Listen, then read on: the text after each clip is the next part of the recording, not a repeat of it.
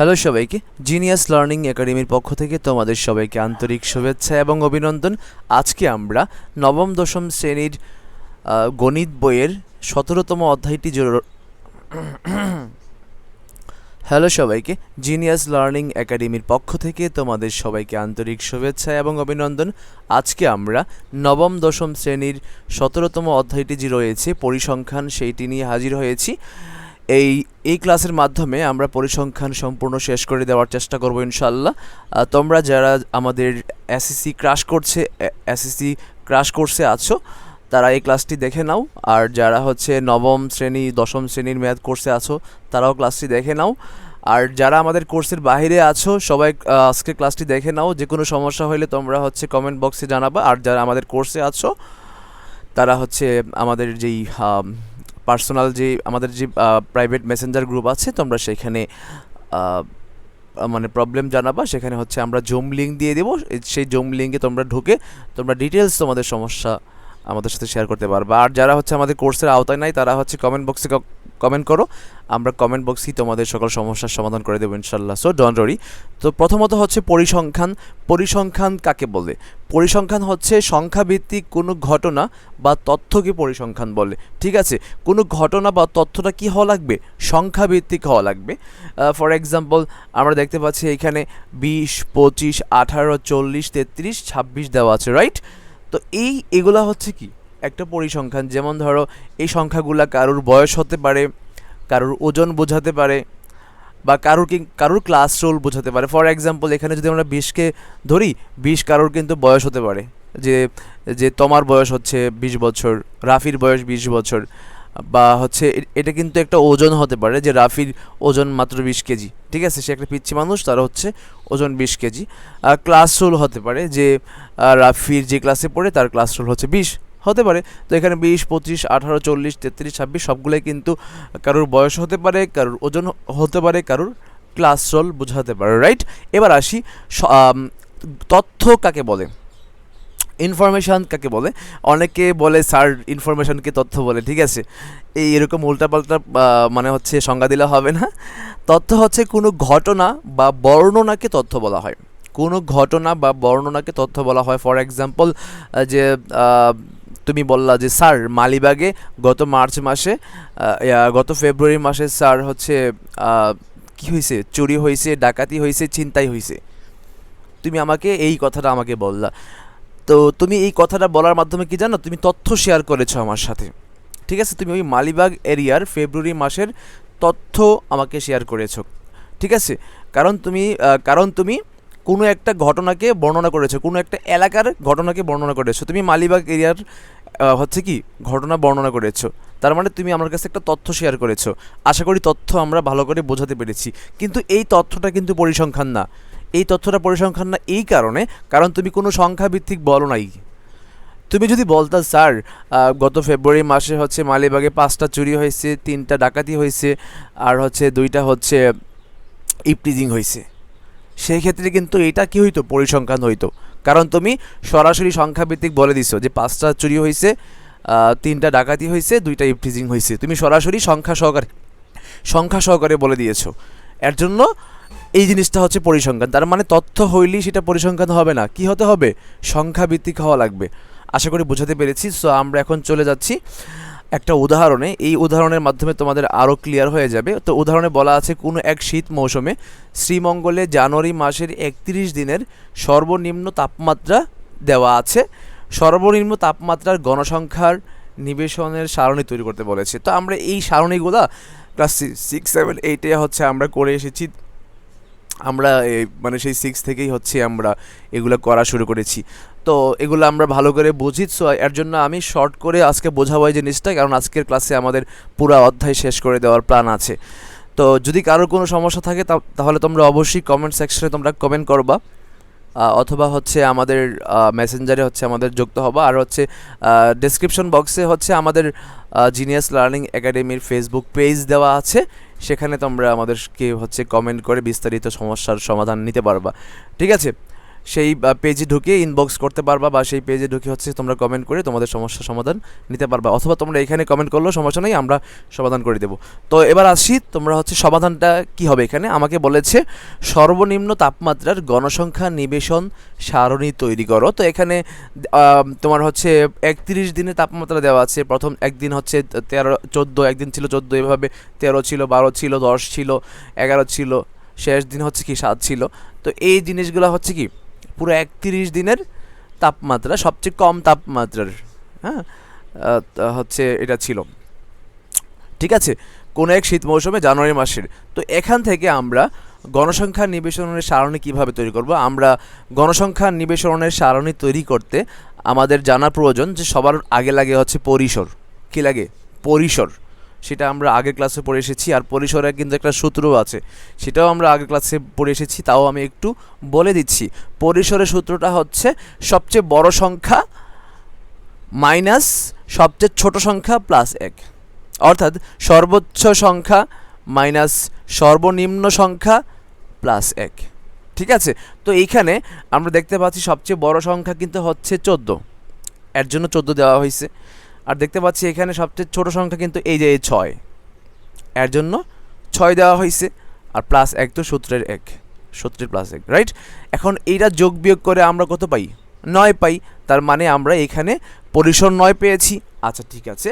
তো এই গণসংখ্যা নিবেশন সারণীর সেকেন্ড স্টেপ কোনটা? সেকেন্ড স্টেপটা হচ্ছে আমাদের শ্রেণী সংখ্যা বের করতে হবে। শ্রেণী সংখ্যা, আর শ্রেণী সংখ্যা বের করতে আমাদের কি লাগে? শ্রেণী সংখ্যা বের করতে আমাদের শ্রেণী ব্যবধান লাগে। শ্রেণী ব্যবধান আমরা কোত্থেকে পাবো? শ্রেণী ব্যবধান হচ্ছে প্রশ্নে বলা থাকে, আর অনেক সময় প্রশ্নে বলা থাকে না। প্রশ্নে বলা থাকলে তো আমাদের জন্য সহজ হয়ে গেল, না বললেও ওই আহামরি কঠিন না, আমি সহজ সিস্টেম শিখিয়ে দিচ্ছি, ঠিক আছে। সো মনে করো হচ্ছে এখানে প্রশ্নে বলা থাকলো যে শ্রেণী ব্যবধান, এখানে লেখা থাকলো যে শ্রেণী ব্যবধান 5 ধরে সর্বনিম্ন তাপমাত্রার গণসংখ্যা নিবেশন সারণী তৈরি করো। সেক্ষেত্রে হচ্ছে কি এখানে 5 হবে, যদি 3 থাকে তাহলে হচ্ছে 3 হবে সরাসরি যদি দেওয়া থাকে। আর যদি দেওয়া না থাকে, যেমন ধর এখানে কিন্তু কোনো শ্রেণী ব্যবধান, কোনো প্রশ্ন দেওয়া নাই, কিচ্ছু নাই, তার মানে আমার নিচ থেকে নিতে হবে। যে শ্রেণী ব্যবধানটা আছে সেটা আমার নিচ থেকে নিতে হবে, ঠিক আছে। তো এখন আমরা নিচ থেকে কোন সংখ্যাটা নিব? প্রশ্ন আসতে পারে, স্যার আমি 3 কেন নিব? তার এখানে 3 নিছে, আমি 3 কেন নিব? আমি তো অন্য সংখ্যাও নিতে পারতাম। হ্যাঁ, অন্য সংখ্যা নিলেও অঙ্কটা হবে, আমি বুঝিয়ে দিচ্ছি, দেখো। তো এখানে 3 নেওয়ার একটা কারণ হচ্ছে কি জানো? এখানে হচ্ছে পরিসরকে দেখতে পাচ্ছি, এর আগে আমি বুঝিয়ে নেই। শ্রেণী সংখ্যা বের করার জন্য সূত্র একটা আছে, সেটা হচ্ছে পরিসরকে শ্রেণী ব্যবধান দিয়ে ভাগ দিতে হয়। পরিসরকে শ্রেণী ব্যবধান দিয়ে ভাগ দিতে হয়, মনে থাকবে। আমরা যে পরিসরটা বের করলাম যে সবচেয়ে বড় সংখ্যা মাইনাস সবচেয়ে ছোট সংখ্যা প্লাস 1, সেই পরিসরকে আমরা শ্রেণী ব্যবধান দিয়ে ভাগ দিব। তাহলে হচ্ছে কি আমরা কী পেয়ে যাব? আমরা হচ্ছে শ্রেণী সংখ্যা পেয়ে যাব। তো এবার আসি, সেই শ্রেণী ব্যবধান যদি প্রশ্নে দেওয়া না থাকে, যদি সেক্ষেত্রে আমরা কিভাবে করব? আমরা আমাদের মূল আলোচনায় চলে আসি। এখানে দেখতে পাচ্ছি আমরা পরিসর 9, যদি এখন পরিসর 9কে যদি আমরা 2 দিয়ে ভাগ করি 4.5 হয়, একটা দশমিক সংখ্যা আসে। আমরা চেষ্টা করব যাতে করে দশমিক সংখ্যাটা কম আসে, কারণ দশমিক সংখ্যা না আসলেই ভালো। যদি আমরা 9কে যদি আমরা দেখলাম 2 দিয়ে ভাগ করলে হচ্ছে 4.5 আসে, এখন দেখব 3 দিয়ে হয় কি না। দেখতে পাচ্ছি যদি 9কে আমরা 3 দিয়ে ভাগ করি 3 হয়, সরাসরি একটা সংখ্যা চলে আসতেছে, ঠিক আছে। তো তারপর আমরা দেখব 4 দিয়ে হয় কি না। 4 দিয়ে দিলে কি হয়? কি 4 দোকানে 8, 2 দশমিক সামথিং হয়, দশমিক থেকে যাচ্ছে। 5 দিয়ে দিলেও তো হচ্ছে না, 1 দশমিক সামথিং হচ্ছে না। তো যেহেতু 9কে 3 দিয়ে ভাগ করলে আমরা সরাসরি একটা দশমিক মুক্ত সংখ্যা পাচ্ছি, তো সেই হিসাবে আমরা এখানে 3 দিয়ে ভাগ করেছি, রাইট। আশা করি বুঝতে পেরেছি। এবার প্রশ্ন হইতে পারে, স্যার আমার তো মাথায় নাও আসতে পারে যে আমি এখানে 3 দিয়ে ভাগ করব, আমি তো স্যার ভুলে শ্রেণী ব্যবধান 4 নিতে পারি, সেক্ষেত্রে কি সমস্যা হবে? না, কোনো সমস্যা হবে না, তুমি 4 থেকে 4 পেয়ে যাবা, ঠিক আছে। সেটা আমি তোমাকে কনফার্ম করে দিলাম, কারণ তুমি যখন এখানে 4 নিবা, তুমি 9কে যখন 4 দিয়ে ভাগ করবা, কি আসবে? 2 দশমিক সামথিং আসবে, আর 2 দশমিক সামথিংকে আমরা পূর্ণ সংখ্যায় 3 লিখব, হয়ে গেল। আচ্ছা, প্রশ্ন আসতে পারে, স্যার আমি যদি এখানে 4 দিয়ে কি বলে, যদি আমরা এখানে স্যার 5 দিয়ে দিই, সেক্ষেত্রে কি হবে? তো 5 দিয়ে যদি তোমরা হচ্ছে 9কে ভাগ করো, তাহলে হচ্ছে 1 দশমিক সামথিং আসে। তো তখন তোমার কি করতে হবে? এটাকে পূর্ণ সংখ্যায় নিতে গেলে তোমাকে 2 করতে হবে, ঠিক আছে। তো সেই ক্ষেত্রে তোমার হচ্ছে ওইটাও অ্যান্সার হবে, কিন্তু ব্যাপারটা সুন্দর হচ্ছে না, ব্যাপারটা কি হচ্ছে না, সুন্দর হচ্ছে না। আর যদি সরাসরি প্রশ্নে দেওয়া থাকে যে শ্রেণী ব্যবধান 3 ধরে বা 5 ধরে, সেক্ষেত্রে তোমাকে ওইটাই করতে হবে। ঠিক আছে, আশা করি তোমাদেরকে শ্রেণী ব্যবধানটা ভালোভাবে বোঝাতে পেরেছি। যদি কারো কোনো সমস্যা থাকে তাহলে তোমরা অবশ্যই আমাদেরকে ইনফর্ম করবা, ঠিক আছে। আর ক্লাস শেষে আমরা হচ্ছে তোমাদের গ্রুপগুলোতে হচ্ছে আমরা জুমের লিঙ্ক দিয়ে দিব, তোমরা হচ্ছে সেখানে যুক্ত হবা, তোমাদের সমস্যাগুলো সেখানে হচ্ছে বলবা, ঠিক আছে। তো এখন কথা হচ্ছে শ্রেণী ব্যবধান 3, আমরা ফার্স্ট কাজ ছিল পরিসর বের করলাম, তারপর হচ্ছে শ্রেণী সংখ্যা বের করলাম। এখন তো আমাদেরকে সারণী তৈরি করতে হবে, তাই না? আমাদের যে মূল কাজটা সেটা হচ্ছে কি সারণী তৈরি করা, সেটা আমাদের তৈরি করতে হবে। এখন সেটা কীভাবে করব? তা আমরা জানি এখানে আমরা লিখি শ্রেণী ব্যাপ্তি, সেটা লিখি। বাট এখানে যেহেতু তাপমাত্রা টেম্পারেচার, এর জন্য তাপমাত্রা সেলসিয়াস যেহেতু আছে, এর জন্য সেলসিয়াসে যেহেতু আছে, এর জন্য তাপমাত্রা সেলসিয়াস লেখা হয়েছে। তোমরা যদি এখানে শ্রেণী ব্যাপ্তি দাও সেক্ষেত্রে সমস্যা নাই, ঠিক আছে। কিন্তু তাপমাত্রা সেলসিয়াস দিলেও সমস্যা নেই, তোমাদের যেটা ভালো লাগে তোমরা ওইটা ইউজ করবা। তো আমরা এখানে তাপমাত্রা সেলসিয়াস বা শ্রেণীর ব্যাপ্তি লিখলাম, ঠিক আছে। আচ্ছা, এবার হচ্ছে গণসংখ্যা বা ঘটন সংখ্যা, আর এটা হচ্ছে টালি চিহ্ন। তোমরা এখানে ঘটন সংখ্যা লিখতে হবে না, গণসংখ্যা লিখলেই হয়ে যাবে, ঠিক আছে। আচ্ছা, এখানে আমরা একটা জিনিস স্কিপ করেছি, সেখানে হচ্ছে যে আমরা এই শ্রেণী সংখ্যা কেন বের করছি। শ্রেণী সংখ্যা বের করছি হচ্ছে আমরা কয়টা স্কেল করব, মানে কয়টা হচ্ছে ঘর করব এভাবে, এর জন্য। আর আরেকটা জিনিস জানিয়ে রাখছি, তোমরা এখানে শ্রেণী সংখ্যা যতটা হবে তোমরা তার চেয়ে দুইটা বেশি ঘর তৈরি করবা। এখানে শ্রেণী সংখ্যা 3টা, তার মানে তোমাদের ঘর করতে হবে 5টা। যদি এখানে শ্রেণী সংখ্যা 5টা হয় তোমাদের ঘর করতে হবে 7টা। যদি এখানে শ্রেণী সংখ্যা হয় 13টা, তোমাদের ঘর করতে হবে 15টা। তার মানে 2টা ঘর বাড়াই করতে হবে। আশা করি বোঝাতে পেরেছি, ঠিক আছে। তো যেহেতু এখানে শ্রেণী সংখ্যা 3 হয়েছে, তার মানে ঘর হবে 5টা, এর জন্য 1টা 2টা 3টা 4টা, তোমরা 5টা ঘর করবা, ঠিক আছে। তো তারপর হচ্ছে এই যে আমরা যেখানে যে আলোচনায় ছিলাম, তো তাপমাত্রা বা সেলসিয়াস বা শ্রেণী ব্যাপ্তি লিখলেও হবে, সমস্যা নেই।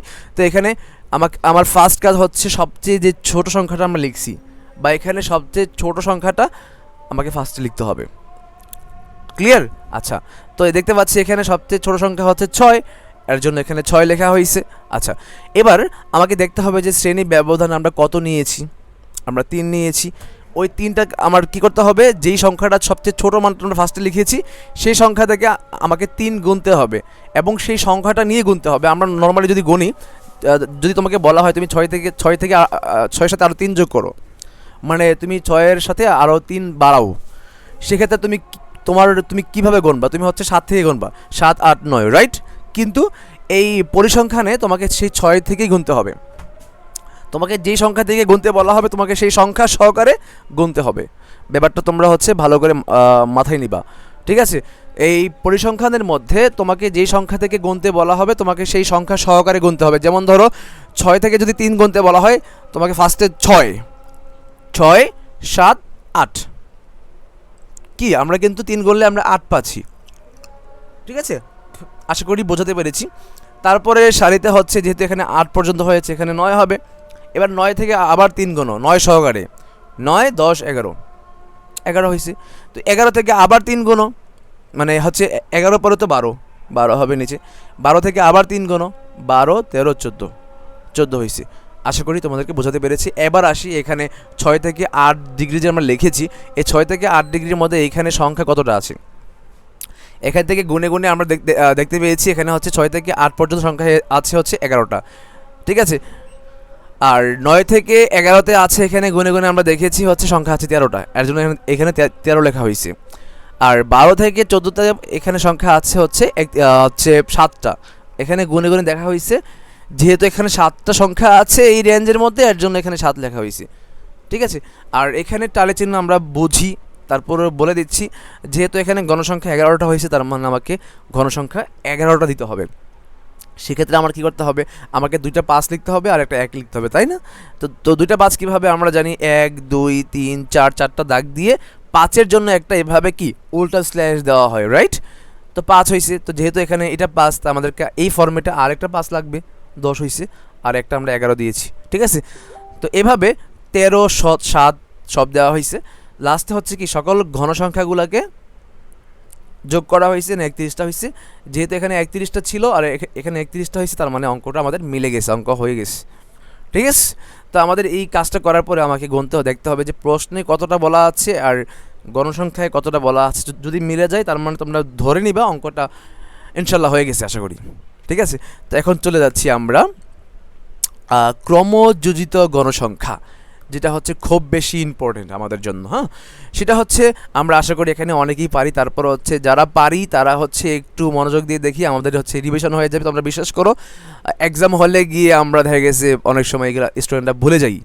ঠিক আছে, তার কারণ হচ্ছে আমরা পারি বলে আর আমরা প্র্যাকটিস করি না, আমরা হচ্ছে রিভিশনও দিই না। সো দেখা গেছে যারা পারি তাদের হচ্ছে রিভিশন হয়ে যাচ্ছে, আর যারা পারি না তারা একটু মনোযোগ দিয়ে দেখি। ঠিক আছে, যে কোনো সমস্যা তোমরা অবশ্যই আমাদেরকে জানাবা। তো এখানে আমরা এই যে আগের যেটা সারণী ছিল, এটা থেকে আমরা এই মানগুলো আমরা বের করব। ঠিক আছে, আমরা এই ক্রমযোজিত গণসংখ্যা বের করব। আচ্ছা, এটা বের করার একবারে সহজ সিস্টেমটা তোমাদেরকে আমি শিখিয়ে দিচ্ছি। সেটা হচ্ছে প্রথম ক্রমযোজিত গণসংখ্যা হচ্ছে প্রথম গণসংখ্যাটাই হবে। এই দ্বিতীয়টা কি হবে জানো? এই প্রথমটা যেটা ছিল তার সাথে দ্বিতীয় গণসংখ্যা যোগ হবে। তো তার মানে 11 যোগ 13, এই 11 যোগ 13 24 হয়েছে। 3 নাম্বারটা কি হবে জানো? এই 2 নাম্বারে যেই মানটা ছিল, যেটা মানটা আমরা পাইছি, সেই মানটার সাথে তার পরের যেই গণসংখ্যাটা আছে না, দেখো এটার পরের গণসংখ্যা কিন্তু হচ্ছে 7, সে 7টা যোগ হবে। কত হয়েছে? 24 + 7 31। পরেরটা কী হবে জানো? পরেরটা হচ্ছে এই 31-এর সাথে পরের যদি কোনো থাকে গণসংখ্যা, সেটা যোগ হয়ে কি হবে? আমাদের এখানের মানটা হবে। আশা করি তোমাদেরকে বোঝাতে পেরেছি। তো এবার একটা উদাহরণের মাধ্যমে তোমাদের আরেকটু ক্লিয়ার করে দিচ্ছি, সবাই মনোযোগ দেই। নিচে 40 জন শিক্ষার্থীর বার্ষিক পরীক্ষার ইংরেজিতে প্রাপ্ত নম্বর দেওয়া হলো। প্রাপ্ত নম্বরের ক্রমযোজিত গণসংখ্যার সারণী তৈরি করতে বলা হয়েছে। এখানে 100 থেকে কে কত নাম্বার পেয়েছি সেটা দেখিয়ে দেওয়া হয়েছে। তো আমরা চলো এখান থেকে আমাদের যোজিত গণসংখ্যা বের করে ফেলি। ঠিক আছে, তো এখানে আমার কি করতে হবে? এখান থেকে সর্বোচ্চ মানটা বের করতে হবে। আমরা জানি, আমরা যেহেতু সারণী তৈরি করব, সারণী, আর আমরা কি বলেছিলাম একটু আগে, সারণী তৈরি করার জন্য আমাদের ফার্স্টে পরিসর লাগে, তারপর হচ্ছে শ্রেণী ব্যবধান নিচ থেকে নিতে হয়। যেহেতু এখানে শ্রেণী ব্যবধান দেওয়া নাই, তার মানে আমাকে নিচ থেকে নিতে হবে। ঠিক আছে, তো তারপর হচ্ছে কি লাগবে? আমাদের হচ্ছে সেই শ্রেণী ব্যবধান দিয়ে আমাদের শ্রেণী সংখ্যা বের করতে হবে। শ্রেণী সংখ্যা কেন বের করতে হবে? শ্রেণী সংখ্যা বের করতে হবে আমাদের হচ্ছে ঘর কয়টা হবে ওইটার জন্য। তারপর হচ্ছে কি আমরা গণসংখ্যা তৈরি করব, সেখান থেকে আমরা ক্রমযোজিত গণসংখ্যা বের করব। ঠিক আছে, তো আমরা দেখতে পাচ্ছি এইখানে সবচেয়ে বড় সংখ্যা হচ্ছে 90। ঠিক আছে, এখানে সবচেয়ে বড় সংখ্যা হচ্ছে কি আমাদের 90, এই যে এই 90টা। ঠিক আছে, এই সংখ্যাটা সবচেয়ে বড়। আচ্ছা, আর সবচেয়ে ছোট সংখ্যা হচ্ছে আমাদের এইখানে হচ্ছে 35। তো আমরা মিলিয়ে নিবা, এখানে সবচেয়ে ছোট সংখ্যা হচ্ছে 35। তো আমরা কি জানি? পরিসর হচ্ছে সবচেয়ে বড় সংখ্যা মাইনাস সবচেয়ে ছোট সংখ্যা প্লাস 1, মানে বৃহত্তর সংখ্যা মাইনাস ক্ষুদ্রতর সংখ্যা প্লাস 1। তো সবচেয়ে বড় সংখ্যা লেখা হয়েছে, মাইনাস দেওয়া হয়েছে, সবচেয়ে ছোট সংখ্যা লেখা হয়েছে, প্লাস 1 দেওয়া হয়েছে, যোগ বিয়োগ করে আমরা 56 পাইছি। তার মানে আমরা কি পরিসর 56 পাইছি। এখন আমার কি করতে হবে? পরিসর নেওয়ার পর আমাকে শ্রেণী ব্যবধান যদি প্রশ্নে থাকে তো থাকলো, না থাকলে আমাকে নিচ থেকে নিতে হবে। এখন 56কে হচ্ছে আমরা এমন এক সংখ্যা দিয়ে ভাগ করব যেখানে কি হয়, যাতে করে দশমিকও, যাতে করে আমরা হচ্ছে আমাদের হচ্ছে যাতে করে, এখন 56কে আমরা এমন এক সংখ্যা দিয়ে ভাগ করব যাতে করে কি হয়, আমাদের ঘর সংখ্যার লিমিটে থাকে। যদি তোমরা 56কে 2 দিয়ে ভাগ করো সেক্ষেত্রে কিন্তু 23 হচ্ছে। তো 23 মানে কি জানো? আরও 2টা বৃদ্ধি করে 25টা ঘর হবে। তো 25টা ঘর কি একটা ঘরে একটা খাতায় লেখা পসিবল? সুন্দর হবে? সুন্দর হবে না কিন্তু। তো আমরা 2 দিয়ে ভাগ করলে কি হচ্ছে না, দশমিক থাকতেছে না। তারপরও কিন্তু আমরা 2 দিয়ে ভাগ করতে পারতেছি না।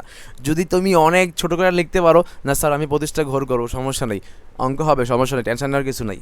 ঠিক আছে, কিন্তু আমাদের তো উচিত আমরা হচ্ছে খুব কম সময়ে ম্যাথটা করা এবং পেজও কম লাগুক। ঠিক আছে, এক পেজে যাতে 8 এরকম করতে হবে না, নাহলে তো সুন্দর হচ্ছে না। তো সেই হিসাবে আমরা যদি 56কে, ভালো করে বোঝো, আমরা যদি 56কে 5 দিয়ে ভাগ করি আমরা 11.2 পাচ্ছি। ঠিক আছে, তো এই 11.2কে আমরা কি 12 লিখতে পারি। আমি কি বলেছিলাম একটু আগে, যে দশমিক থাকলে আমরা পরের সংখ্যাটায় চলে যাব, পূর্ণ সংখ্যায়, তাই না? 11.2 মানে হচ্ছে 12 হবে। সেটা হচ্ছে কি দশমিক সংখ্যার পূর্ববর্তী পূর্ণ সংখ্যা, সেটা হচ্ছে কি দশমিক সংখ্যার পরবর্তী পূর্ণ সংখ্যা। আশা করি বুঝতে পেরেছি। যদি সমস্যা থাকে তাহলে তোমরা অবশ্যই জানাবা। তো 56কে 5 দিয়ে ভাগ করলে আমরা 11.2 পাচ্ছি, আর যাকে পূর্ণ সংখ্যায় কনভার্ট করলে আমরা 12 পাচ্ছি। তার মানে এখানে 12 মানে আমরা কি বলেছিলাম যে আমরা শ্রেণী সংখ্যা যা পাবো তার সাথে আরও 2 যোগ করব, মানে যেহেতু এখানে 12 আছে তার মানে 14টা ঘর হবে। তো এখানে 14টা ঘর করা হয়েছে, 1টা 2টা 3টা 4টা 5টা 6টা, এইভাবে কি এখানে 13টা ঘর করা হয়েছে। তোমরা এখানে আরেকটা ঘর অ্যাড করবা, তারা অ্যাড করে নাই, ঠিক আছে, কারণ এখানে আমাদেরকে মোট লিখতে হবে, মোট লিখে এখানে এই সংখ্যাগুলোকে যোগ করতে হবে, ঠিক আছে, যোগ করতে হবে, সেটা করতেই হবে। এবং কি এখানের এই ক্রমযোজিত গণসংখ্যাও যোগ করতে হবে ক্ষেত্র বিশেষে, ঠিক আছে। তো আমরা আশা করি বুঝে গেলাম যে কীভাবে টেলেচিহ্ন করতে হয়, কীভাবে হচ্ছে গণসংখ্যা করতে হয়। কিন্তু আমরা কিন্তু ক্রমযোজিত গণসংখ্যাটা আরেকটু ক্লিয়ার হওয়ার জন্য আমরা এই সমাধানটা দেখেছি, একটু সবাই মনোযোগ দেই। এখানে প্রথম গণসংখ্যা হচ্ছে 2, এর জন্য 2। তো যেহেতু প্রথম আমরা মানটা 2 পাইছি, কি করতে হবে, এই 2 এর সাথে এই সংখ্যার সাথে এই সারির পরবর্তী যে গণসংখ্যাটা আছে না তার সাথে যোগ করতে হবে। তো এখানে 2 আছে, এই পরবর্তী গণসংখ্যার 2 আছে, 2 এ 2 এ 4, এর জন্য 4 হয়েছে। তার পরবর্তী মানে 3 নাম্বার সারিতে কি হবে, এই যে 9টা কীভাবে হয়েছে, এখানে 4 আছে না, আমরা 4 পেয়েছি, যা পেয়েছি তা ওই সারির নিচের যে গণসংখ্যাটা আছে না তার সাথে যোগ হবে। তো 4 এবং 5-এ কী হয়, 9 হয়। এবার 12টা কীভাবে হবে, মানে কেমনে হয়েছে 12টা, তো আমরা এইখানে 3 নাম্বার সারিতে আমরা কি পাইছি, 9 পাইছি। এই 9-এর সাথে কী হবে, যে এই একই সারির দিকে এসে গণসংখ্যার যে নিচেরটা আছে না 3, ওই 3-এর সাথে আবার হচ্ছে 9 যোগ 3 হবে, 12 হবে। একইভাবে 12 যোগ 5 17 হবে, 17 যোগ 7 24 হবে, 24 যোগ 6 30 হবে, 30 যোগ 5 35 হবে, 35 যোগ 1 36 হবে, 36 যোগ 1 37 হবে, 37 যোগ 2 39 হবে, 39 যোগ 1 40 হবে। আশা করি তোমাদেরকে বোঝাতে পেরেছি যে কিভাবে ক্রমযোজিত গণসংখ্যা বের করতে হয়। এখন চলে যাচ্ছি আমরা আমাদের চলক, বিচ্ছিন্ন ও অবিচ্ছিন্ন চলক। তোমরা হচ্ছে এগুলা পরে নিবা, আমাদের যেহেতু আজকে এক ক্লাসে শেষ করতে হবে, তো সেই হিসাবে আমরা আজকে এটাকে স্কিপ করছি। যাদের প্রয়োজন হবে তোমরা অবশ্যই কমেন্ট সেকশনে জানাবা, আমরা হচ্ছে এই চলক, বিচ্ছিন্ন ও অবিচ্ছিন্ন চলক নিয়ে একটা ক্লাস নেব। সমস্যা নাই, টেনশন নাই, যেগুলো সমস্যা তোমরা এখানে আমাদেরকে বলতে পারবা। তো উপাত্তের লেখচিত্র আমরা সংক্ষেপে বলি। উপাত্তের লেখচিত্র হচ্ছে আমরা যেগুলো এঁকে থাকি, যেমন হচ্ছে আমরা কি আঁকি, গণসংখ্যার বহুভুজ আঁকি, মানে আমরা এই ক্লাসের মধ্যে আমরা যা যা শিখবো সেটা হচ্ছে গণসংখ্যার বহুভুজ আঁকা, অজীব রেখা অঙ্কন করা, ঠিক আছে, তারপর হচ্ছে আয়তলেখা অঙ্কন করা। তো আয়তলেখা অঙ্কনের সাথে আমরা অনেকেই ভালো পরিচিত, বহুভুজও আমরা অনেকে আঁকতে পারি, অজীব রেখাটা হয়তো অনেকের সমস্যা, আমরা সবগুলো নিয়ে সুন্দরভাবে আলোচনা করবো ইনশাল্লাহ। তো আমরা উদাহরণ, বইয়ের যে উদাহরণ 3 আছে সেই উদাহরণটা আমরা একটু দেখি। সেখানে লেখা আছে, কোনো স্কুলের 10ম শ্রেণীর 60 জন শিক্ষার্থীর ওজনের গণসংখ্যার নিবেশন হলো নিম্নরূপ। এখানে দেওয়া আছে ওজন 46 থেকে 50 কেজি ওই স্কুলের মধ্যে 5 জন আছে, 51 থেকে 55 কেজির রেঞ্জের মধ্যে 10 জন আছে, 56 থেকে 60 কেজির রেঞ্জের মধ্যে আছে 20 জন, 61 থেকে 65 ওই কেজির মধ্যে 15 জন স্টুডেন্ট আছে, 66 থেকে 70 কেজির মধ্যে, কিলোগ্রামের মধ্যে স্টুডেন্ট আছে 10 জন। তো আমরা এখান থেকে একটা পরিসংখ্যান পেয়ে গেলাম। আমরা এখন চলো সমাধান করি। এখানে ক নম্বরে বলা আছে গণসংখ্যা নিবেশনের আয়তলেখা আঁকো। ভালো করে বোঝো, গণসংখ্যা নিবেশনের আয়তলেখা আঁকো। তো সেই হিসাবে আমার কী করতে হবে, ফার্স্টে হচ্ছে গণসংখ্যা নিবেশনে, যেমন ধরো এখানে কিন্তু সরাসরি বলাই আছে, আমাদের কিন্তু শ্রেণী ব্যাপ্তি অথবা ওজন কিলোগ্রাম কিন্তু দেওয়া আছে, এবং কি গণসংখ্যাও দেওয়া আছে। আমার কি লাগবে, আমার হচ্ছে শুধুমাত্র অবিচ্ছিন্ন শ্রেণীসীমা লাগবে আর মূলবিন্দু লাগবে। মূলবিন্দু কেন লাগবে, মূলবিন্দু লাগবে হচ্ছে বহুভুজ অঙ্কন করার জন্য, কিন্তু আয়তলেখার মধ্যে মূলবিন্দু লাগে না। সবাই ব্যাপারটা ভালো করে মাথায় রাখবা যে আমরা এখানে মূলবিন্দু নিয়েছি, যাতে করে পরবর্তী যে একটা অ্যান্সার তোমাদেরকে দেখাবো সেটা হচ্ছে ওই বহুভুজ অঙ্কন করা, ওই বহুভুজের জন্য মূলবিন্দু লাগে, আয়তক্ষেত্রের জন্য, আয়তলেখার জন্য মূলবিন্দু লাগে না। যদি শুধুমাত্র আয়তলেখা অঙ্কন করতে বলে সেক্ষেত্রে তোমরা শ্রেণী মূলবিন্দুটা স্কিপ করতে পারো, সমস্যা নাই। আচ্ছা ঠিক আছে, এটা আমরা বইয়ে পেয়েছি, শ্রেণী ব্যাপ্তিটা, শ্রেণী ব্যবধানটা, ওজন বা কিলোগ্রাম, এটা আমরা বই থেকে নিয়েছি। এই যে দেখতে পাচ্ছি এখানে লেখা ছিল 46 থেকে 50, 51 থেকে 55, এগুলো লেখা ছিল, আমরা দেখে উঠাই দিছি। ঠিক আছে। তারপর হচ্ছে এখানে গণসংখ্যাটা দেখে ওঠানো হয়েছে। ঠিক আছে, এবার আসি অবিচ্ছিন্ন শ্রেণীসীমা, যেটা হচ্ছে আয়ত লেখার জন্য প্রয়োজন, সেটা কেমনে করছে। সেটা করার সিস্টেমটা হচ্ছে, তোমরা সবাই হাতের মধ্যে হচ্ছে ক্যালকুলেটর নাও, নিয়ে তোমরা হচ্ছে আমরা জানি এই 46টা হচ্ছে এই শ্রেণীর নিম্নসীমা আর 50টা হচ্ছে ঊর্ধ্বসীমা। আমরা জানি একটা রেঞ্জের মধ্যে ছোট সংখ্যাটা বা প্রথম সংখ্যাটা হচ্ছে নিম্নসীমা, বড় সংখ্যাটা বা পরের সংখ্যাটা হচ্ছে ঊর্ধ্বসীমা। ঠিক আছে, তো এই জিনিসটা নিয়ে আমরা আরও ডিসকাস করবো, টেনশন নেওয়ার কিছু নাই। তো আমরা এইখান থেকে অবিচ্ছিন্ন শ্রেণীসীমা বের করার জন্য যে নিম্নসীমাটা আছে বা ছোট সংখ্যাটা আছে, সেখানে আমরা কি করব, 0.5 0.5 বিয়োগ করব। কি করব, 0.5 বিয়োগ করব। তোমরা ক্যালকুলেটর হাতে নাও, এখানে দেখে দেখে 46 তোমরা উঠাইয়া মাইনাস দাও, তারপর হচ্ছে কি 0.5 বিয়োগ করো। হ্যাঁ, বিয়োগ করো, যে 46 মাইনাস 0.5 তোমরা দেখতে পাবা সেখানে কি 45.5 হয়েছে, বসাই দিবা। আচ্ছা, যেহেতু তোমরা এই ফার্স্টে বিয়োগ করেছো, এখন কিন্তু তোমাদের যোগ করতে হবে। তার মানে প্রথমটা আমার বিয়োগ করতে হবে, পরেরটার সাথে যোগ করতে হবে। কি যোগ করতে হবে, ওই একই সংখ্যাটা। কিভাবে, যে 50 যোগ 0.5, তোমরা কী পাবা, 50.5 পেয়েছো। আশা করি তোমাদেরকে বোঝাতে পেরেছি। তো আমরা আরেকটা জিনিস দেখাই দিই, এখানে হচ্ছে 51 থেকে আমরা কি হবে, একইভাবে 51 মাইনাস 0.5 হবে। তোমরা দেখতে পাচ্ছ ক্যালকুলেটরে আছে কি 50.5 আছে। যেহেতু তোমরা এখানে বিয়োগ করেছো, তার মানে তোমাদের এখানে যোগ করতে হবে। কি যোগ করবা, যে 55 যোগ 0.5, রাইট। অ্যান্সার কি আসবে, অ্যান্সার আসবে হচ্ছে 55.5। একইভাবে এখান থেকে বিয়োগ করবা, এখানে যোগ করবা, অ্যান্সার এটা আসবে। এখান থেকে 0.5 বিয়োগ করবা, এখানে 0.5 যোগ করবা, এটা আসবে। একই পদ্ধতিতে এইটা এবং এটার মান এটা আসবে, এটার মান হচ্ছে এটা আসবে। আশা করি তোমরা বুঝতে পেরেছো। তারপর আসি মধ্যবিন্দু, শ্রেণী মধ্যবিন্দু কীভাবে বের করে তোমরা তোমাদের ক্যালকুলেটর হাতেই রাখো, সেটা তোমাদেরকে দেখাই দিচ্ছি। যে শ্রেণী মধ্যবিন্দু হচ্ছে কীভাবে জানো, তোমরা যে এই নিম্নসীমা আছে ঊর্ধ্বসীমা আছে, এই দুইটা সংখ্যাকে যোগ করবা। যোগ করো, লিখো 46 প্লাস 50। ক্যালকুলেটরে তোমরা লিখো, চাপো। আচ্ছা, 46 প্লাস 50 চেপেছো, একে 2 দিয়ে ভাগ করো, দেখো অ্যান্সার আসছে 48। তার মানে কি, তার মানে হচ্ছে এই দুইটা সংখ্যাকে যোগ করবা, 2 দিয়ে ভাগ করবা, কাজ শেষ, 48। আবার তোমরা 51কে 55 দিয়ে যোগ করো, 2 দিয়ে ভাগ করো, দেখো তোমরা হচ্ছে 53 পাইছো।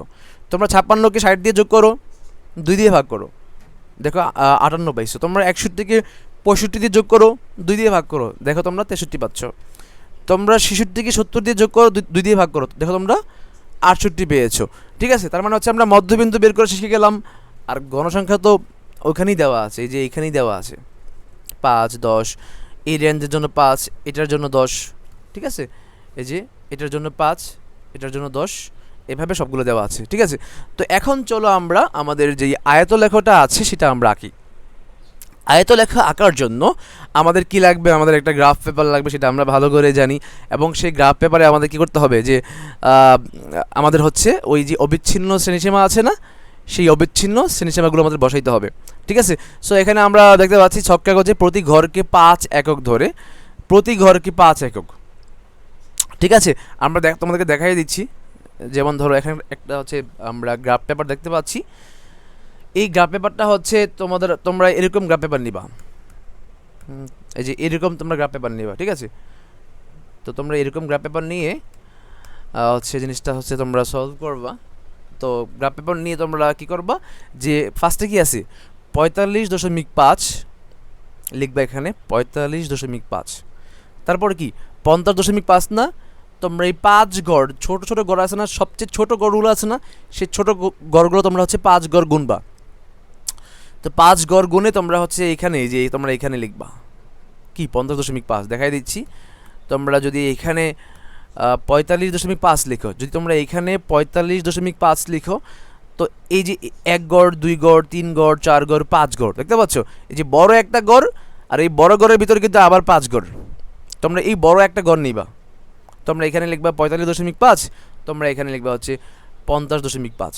ঠিক আছে, সরি, তোমরা হচ্ছে তো অবশ্যই একটা ঘর হচ্ছে বাদ দিতে হবে ভাঁজ রাখার জন্য।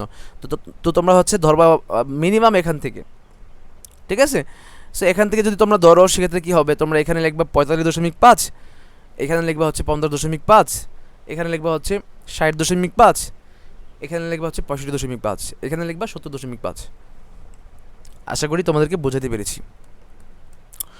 আচ্ছা, তো লেখা শেষ হয়ে গেল। এবার আসি আমাদের যে এখানে আছে তোমার হচ্ছে গণসংখ্যা দেওয়া আছে না, সেই গণসংখ্যাটা আমরা এখানে ইউজ করব। কোথায় ইউজ করব?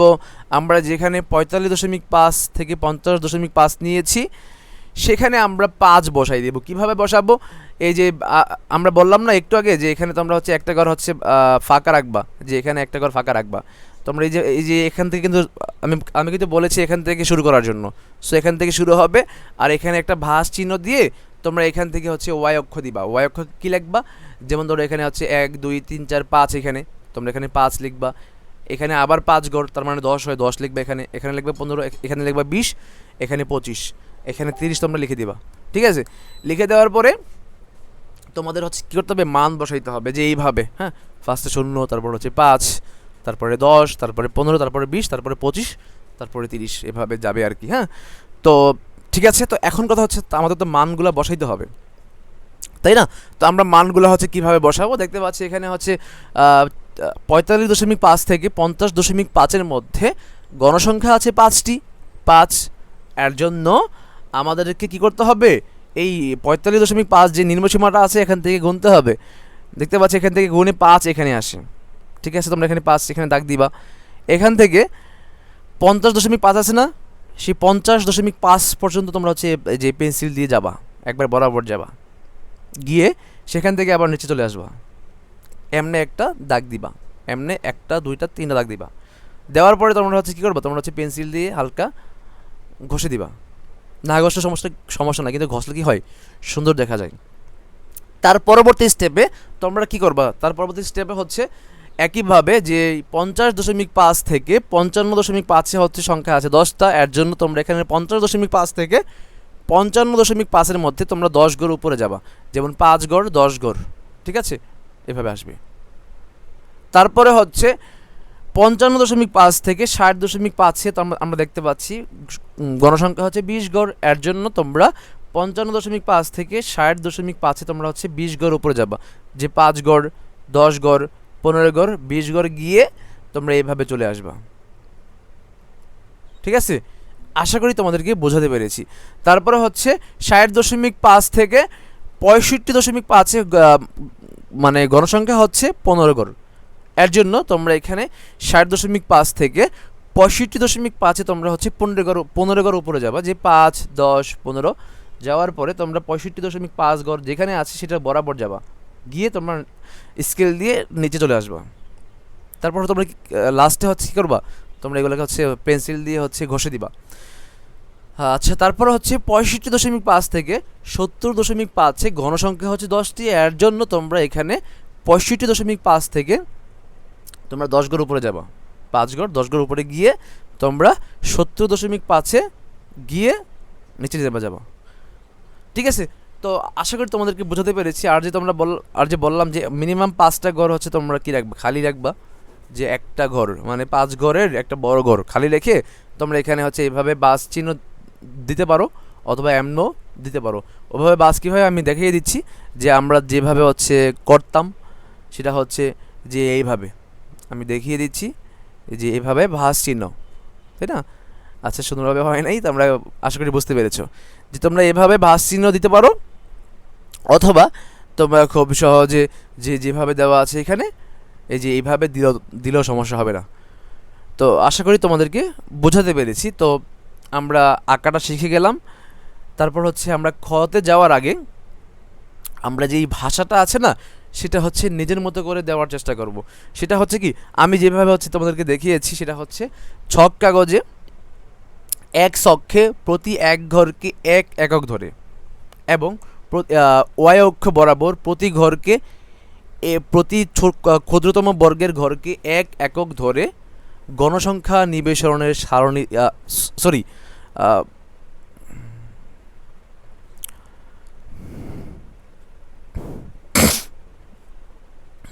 আচ্ছা, হ্যাঁ, তো আমরা হচ্ছে আঁকা শিখলাম, এখন কথা হচ্ছে যে আমরা যে বাংলা যে ভাষাটা আছে সেটা হচ্ছে আমরা নিজের মতো করে দিলেও হবে।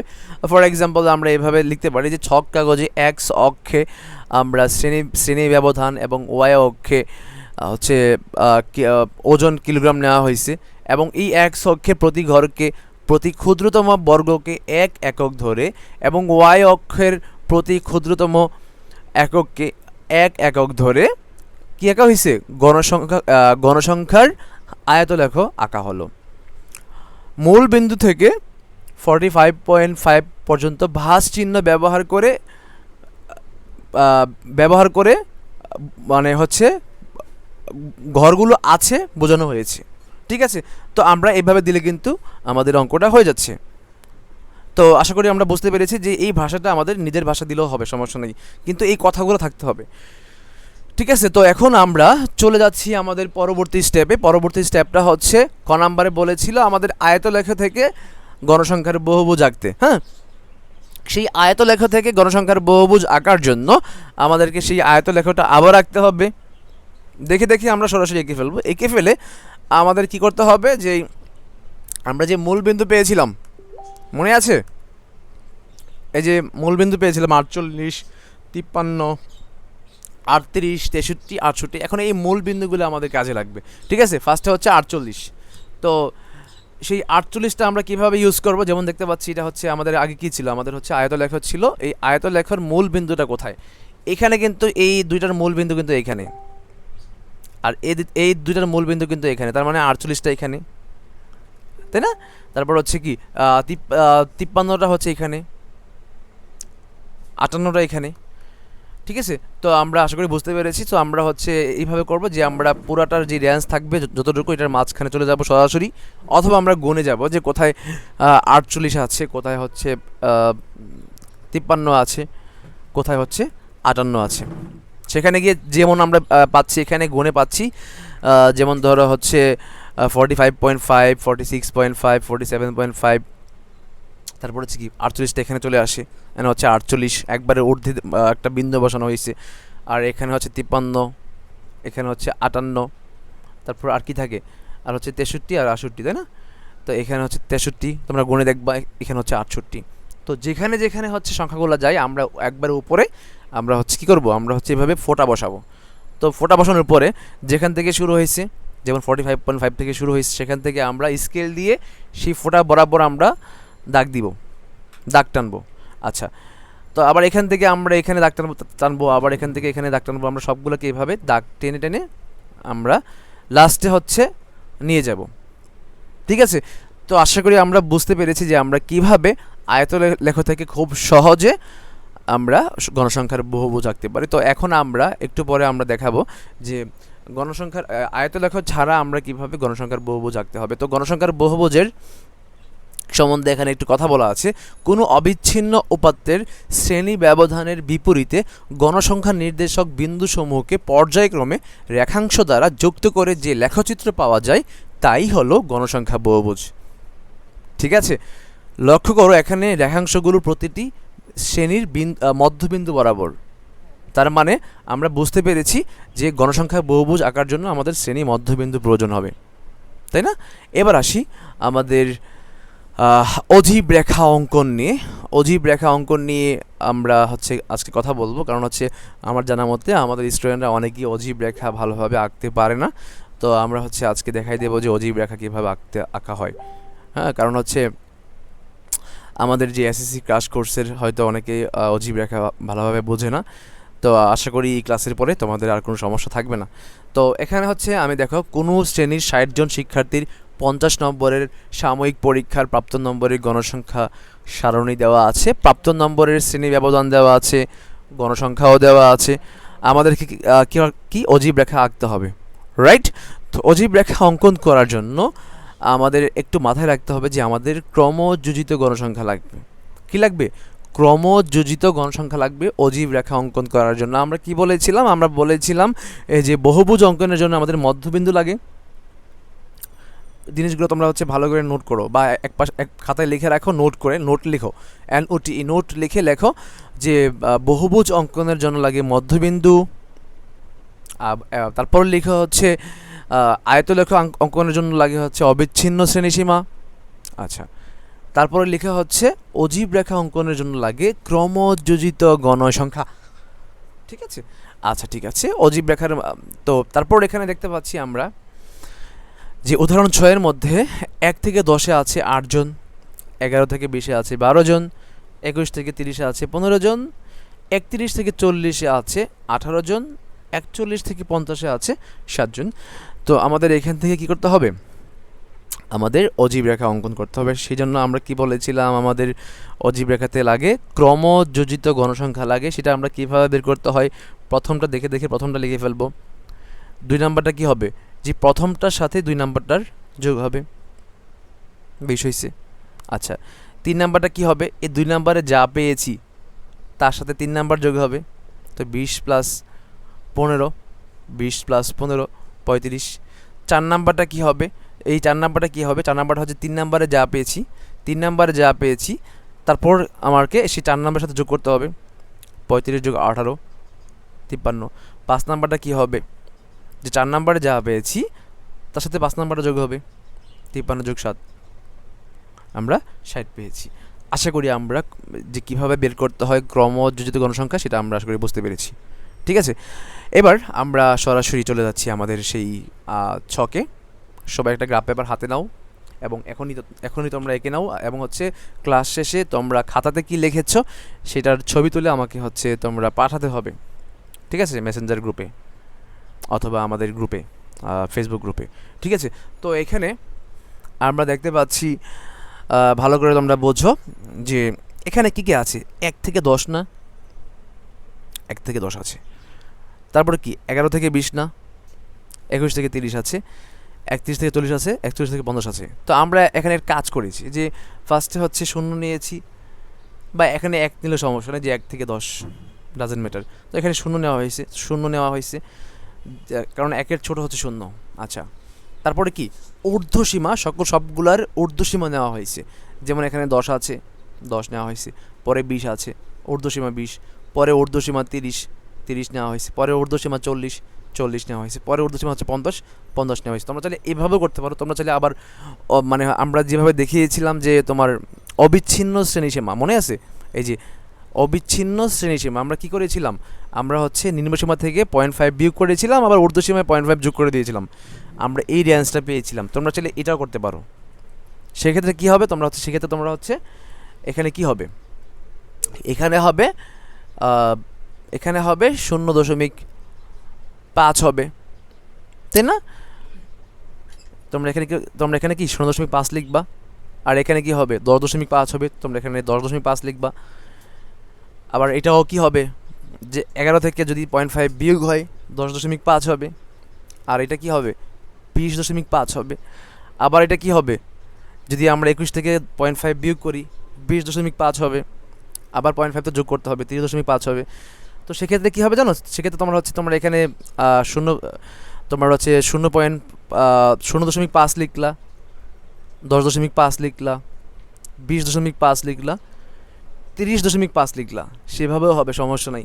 আর এমনও হবে, সমস্যা নেই। তোমাদেরকে আশা করি বোঝাতে পেরেছি। ঠিক আছে, তারপর যদি কোনো সমস্যা থাকে তাহলে তোমরা হচ্ছে অবশ্যই কমেন্টের মাধ্যমে জানিয়ে দিবা। তোমরা কেন্দ্রীয় প্রবণতা, আমরা সংক্ষেপে বলি, কেন্দ্রীয় প্রবণতার মধ্যে হচ্ছে আমরা গাণিতিক গড় শিখব, মধ্যক শিখব, প্রচুরক শিখব। ঠিক আছে, আমরা কি শিখব, গাণিতিক গড় শিখব, মধ্যক শিখব, প্রচুরক শিখব। তো গাণিতিক গড় আমরা হচ্ছে সাথে আমরা অনেকেই পরিচিত, মধ্যক প্রচুরক আমরা ভালোভাবে চিনি। আজকে আমরা একবারে ক্লিয়ারলি বুঝে যাব ইনশাল্লাহ। সো ফার্স্টে হচ্ছে গাণিতিক গড়। আমরা তো জানি গড় মানে কি, গড় মানে হচ্ছে যে সবগুলো যোগ করে মোট সংখ্যা মানে কয়টা আছে তা দিয়ে ভাগ করলে আমরা গড় পাচ্ছি। ফর এক্সাম্পল, যে তোমার কাছে মানে তোমরা ফ্রেন্ড আছো 3 জন, তুমি মানে হচ্ছে তোমার নাম রহিম করিম রাফি, তোমরা 3 জন হচ্ছে ফ্রেন্ড। তো মানে রহিমের কাছে হচ্ছে 20 টাকা, করিমের কাছে আছে 10 টাকা, রহিমের কাছে 20 টাকা, করিমের কাছে 10 টাকা। ঠিক আছে, আবার হচ্ছে ওই রাফির কাছে আছে 30 টাকা। তো টোটাল কত টাকা হইল, 60 টাকা হয়েছে। এখন গড় কী হবে জানো, যে গড়ে একজনের কাছে কত টাকা আছে সেটা হচ্ছে সেই 60 টাকাকে তোমরা রহিম করিম রাফি কয়জন, 3 জন না, তোমরা সেই 3 দিয়ে ভাগ করবা, সেক্ষেত্রে কি হবে? অ্যান্সার 20 হবে, রাইট? সো আমি আবার বলি যে গড় মানে হচ্ছে সবগুলো সংখ্যাকে যোগ করে সংখ্যা কতটা আছে ওই সংখ্যা দিয়ে ভাগ করলে আমরা গড় পেয়ে যাচ্ছি। তো আমরা আরও বিস্তারিত জানছি এখন, সবাই মনোযোগ দিই। নিচের কোনো এক শ্রেণীর শিক্ষার্থীদের গণিতে প্রাপ্ত নম্বরের গণসংখ্যা নিবেশন সারণী দেওয়া হলো। প্রাপ্ত নম্বরের গড়, গাণিতিক গড় নির্ণয় করতে বলেছে। আমরা গাণিতিক গড় হচ্ছে আমরা সবাই পারি আশা করি, সেটা হচ্ছে আমরা ছোটো ক্লাসে পড়ে এসেছি, আমরা আবারও দেখি। তো গাণিতিক গড় সিস্টেম বের করার একটা সূত্র আছে, 1/n সামেশন অফ আই থেকে আই সমান 1 থেকে K F I x I সমান, এটা এটা হচ্ছে একটা সূত্র, সেটা আমরা সবাই জানি, ঠিক আছে? এটা হচ্ছে কি, এটা গাণিতিক গড়ের সূত্র। তো এখানে গাণিতিক গড় করার মানে গাণিতিক গড় করার সূত্র যেহেতু এইটা, তার মানে আমাকে এখানে এফ আই লাগবে, এক্স আই লাগবে। তো এফ আই মানে আমাকে বুঝতে হবে এফ আই মানে কি। এফ আই মানে হচ্ছে ঘনসংখ্যা, ভালো করে খাতায় লিখে রাখো যে এফ আই মানে হচ্ছে গণসংখ্যা, এক্স আই মানে হচ্ছে শ্রেণী মধ্যমান, মনে থাকবে? আচ্ছা ঠিক আছে। তো এখানে আমার just F I x I লাগবে আর 1/nই লাগবে, আর কিছু লাগবে না, ক্লিয়ার? তো এন মানে কি? এন মানে হচ্ছে আমাদের মোট গণসংখ্যা, মানে মোট কতজন সংখ্যা আছে সেটা হচ্ছে এন, ঠিক আছে? তো এখানে আমার কি লাগবে? তো যেহেতু আমার হচ্ছে এফ আই এক্স আই লাগবে, তো এখানে দেখতে পাচ্ছি আমাদের শ্রেণীব্যাপ্তি দেওয়া আছে আর গণসংখ্যা হচ্ছে এফ আই, তার মানে এফ আই দেওয়া আছে, কিন্তু এক্স আই দেওয়া নাই। আর এক্স আই মানে কি? মধ্যবিন্দু, মধ্যমান। মধ্যমানটা কেমন বের করতে হয়? আমরা একটু আগে বলেছিলাম যে শ্রেণীব্যাপ্তি দুইটাকে যোগ করে 2 দিয়ে ভাগ করতে হবে। যেমন 25 যোগ 34 2 দিয়ে ভাগ করলে আমরা কি পাচ্ছি? 29.5 পাচ্ছি, ঠিক আছে? সো আমরা শ্রেণীব্যাপ্তিটা লিখে ফেললাম এইভাবে, তারপর হচ্ছে গণসংখ্যাটা লিখে ফেলা হয়েছে, আর গণসংখ্যা হচ্ছে এফআই, একটা ব্র্যাকেট দিয়ে এফআই দিয়ে দেওয়া হয়েছে। এখন লাগবে এক্সআই। এক্সআই মানে হচ্ছে শ্রেণী মধ্যমান। সেটা হচ্ছে কেমনে বের করতে হয়? যে দুইটাকে যোগ করতে হবে, 25 যোগ 34, আবার চাপো ক্যালকুলেটর, 25 যোগ 34 2 দিয়ে ভাগ করো, দেখো তোমরা 29.5 পাচ্ছ। একইভাবে 35 যোগ 44 2 দিয়ে ভাগ করো, 39.5 পাচ্ছ। 45 প্লাস হচ্ছে 54 2 দিয়ে ভাগ করো, তোমরা হচ্ছে 49.5 পাচ্ছ। তোমরা এইভাবে সংখ্যাগুলো পাচ্ছ। আচ্ছা, গণসংখ্যা তো দেওয়াই আছে। এবার আসি এফআই এক্সআই মানে, জানো? এফআই এক্সআই মানে হচ্ছে এফআই এবং এক্সআই গুণ করে দেওয়া। তার মানে হচ্ছে 5 গুণন 29.5 গুণ করে যা হবে এটা হচ্ছে 147.5। আচ্ছা, তারপর হচ্ছে 10 গুণন 39.5 গুণ করে তোমরা হচ্ছে এটা পাচ্ছ। আবার তোমরা এই দুটাকে গুণ করে এটা পাচ্ছ, এই দুটাকে গুণ করে এটা পাচ্ছ, এই দুটাকে গুণ করে এটা পাচ্ছ, এই দুটা গুণ করে এটা পাচ্ছ, লাস্টে হচ্ছে 89.5কে 4 দিয়ে গুণ করে তোমরা এটা পাচ্ছ, ঠিক আছে? তো লাস্টে সর্বশেষে তোমরা হচ্ছে সবগুলো যোগ করতে হবে, যোগ করে যা পাবা সেটা হচ্ছে এফআই এক্স এর মান, ঠিক আছে?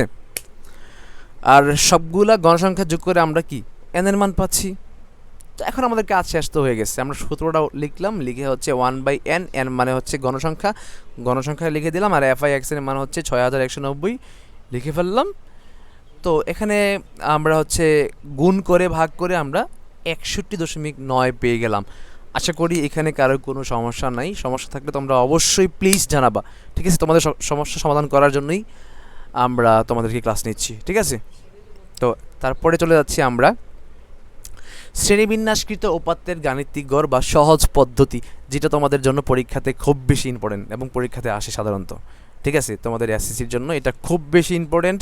সো তোমরা এটা, অনেক স্টুডেন্টরা এখানে হচ্ছে এই ম্যাথটা ভালো করে পারে না, ঠিক আছে? সহজ পদ্ধতির গাণিতিক গড় তারা ভালোভাবে বোঝেও না, পারেও না, পরীক্ষার হলে গিয়ে পারে না।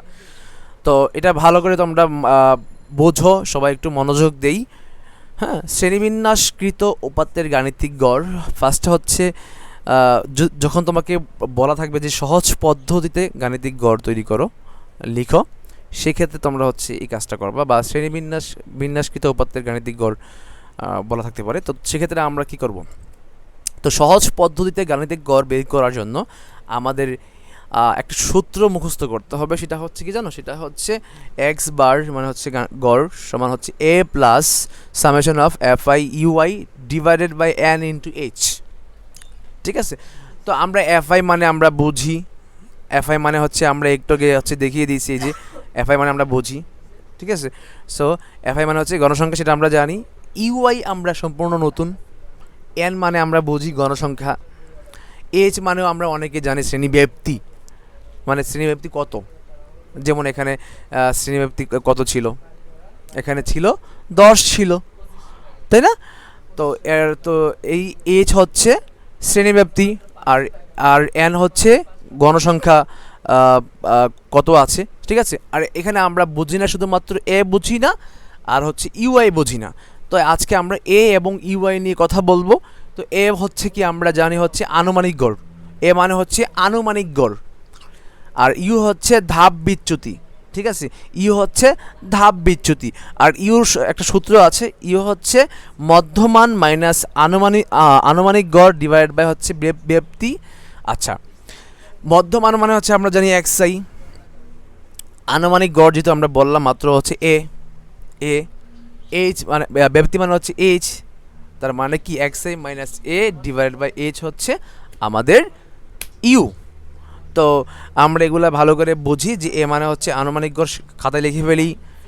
এফআই হচ্ছে তোমার হচ্ছে আমরা সবগুলো খাতায় লিখে ফেলি। এইচ হচ্ছে শ্রেণীব্যাপ্তি, আর কে হচ্ছে শ্রেণী সংখ্যা। আমরা দেখাচ্ছি এখানে, এই যে দেখো এখানে কিন্তু দেওয়া আছে ইউআই মানে হচ্ছে x i minus a divide by h. আমরা একবারে তোমাদেরকে সহজে বোঝাচ্ছি, তোমাদের কিন্তু আমি এ বোঝাই নাই, যে আনুমানিক গড় কোনটা সেটা তোমাদেরকে আমি এখন বোঝাবো, ঠিক আছে। আনুমানিক গড় বের করার একবারে সহজ সিস্টেম হচ্ছে তোমাদের হচ্ছে গ্রুপ পিক, ঠিক আছে। তোমরা হচ্ছে আমরা সাধারণত গ্রুপ পিক তুলতে পছন্দ করি, স্বাচ্ছন্দ্য বোধ করি। আর হচ্ছে মাঝখানে যে থাকে, ঠিক আছে, সে হচ্ছে একটু মানে হচ্ছে তাকে হচ্ছে একটু কেমন লাগে, একটু নেতা নেতা ফিলে আসে না, যে সবার হচ্ছে নেতা যে মাঝখানে দাঁড়ায়, ঠিক আছে। ওই মাঝখানের ব্যক্তিটা হচ্ছে আনুমানিক গড়। মানে ফর এক্সাম্পল তোমরা হচ্ছে 5 জনে মিলে দাঁড়িয়েছো, তোমাদের মধ্যে যে বেশি হচ্ছে ভাব নেই বা যে বেশি নেতা নিজেকে মনে করে, সে মাঝখানে গিয়ে দাঁড়িয়েছে। তার মানে কি 2 পাশে 2 জন করে 4 জন, মাঝখানে 1 জন, 5 জন। তার মানে কি ওই মাঝখানের ব্যক্তিটা কয় নাম্বারে আছে? 3 নাম্বারের না? এই পাশ দিয়েও 3 নাম্বার, ওই পাশ দিয়েও 3 নাম্বার, তাই না? তার মানে ওই মাঝখানের যে নেতা ব্যক্তিটা আছে সেটাই হচ্ছে কি আমাদের মধ্যমান। ক্লিয়ার? তো এটা হচ্ছে, তো আমরা আশা করি তোমাদেরকে বোঝাতে পেরেছি। এবার আসি, যদি এরকম হয় তোমরা হচ্ছে লোক দাঁড়িয়েছো কয়জন, 1 জন 2 জন 3 4 5 6 7 8 জন দাঁড়িয়েছো, তার মানে তোমরা হচ্ছে কি জোড় সংখ্যা দাঁড়িয়েছো। তোমরা 8 জন ছেলে দাঁড়িয়েছো বা 8 জন মেয়ে, তোমরা হচ্ছে কি গ্রুপ পিক তোলার জন্য দাঁড়িয়েছো, ঠিক আছে। তো এখন বা তোমরা জোড় সংখ্যা দাঁড়িয়েছো, যে কোনো জোড় সংখ্যা, 4 জন হতে পারে, 6 জন হতে পারে, 8 জন হতে পারে, 10 জন হতে পারে, দাঁড়িয়েছো। সেক্ষেত্রে তোমরা কি বলতে পারো যে মাঝখানের ব্যক্তিটা কে? পারবা না কিন্তু, কারণ দেখো তোমরা যদি এদিক দিয়ে তোমরা যদি 3 জনকে বাদ দাও, 1 জন 2 জন 3 জনকে বাদ দাও, ঠিক আছে, আর যদি এদিক দিয়ে 1 জন 2 জন 3 জনকে বাদ দাও, তাহলে কিন্তু মাঝখানে থাকতেছে 2 জন।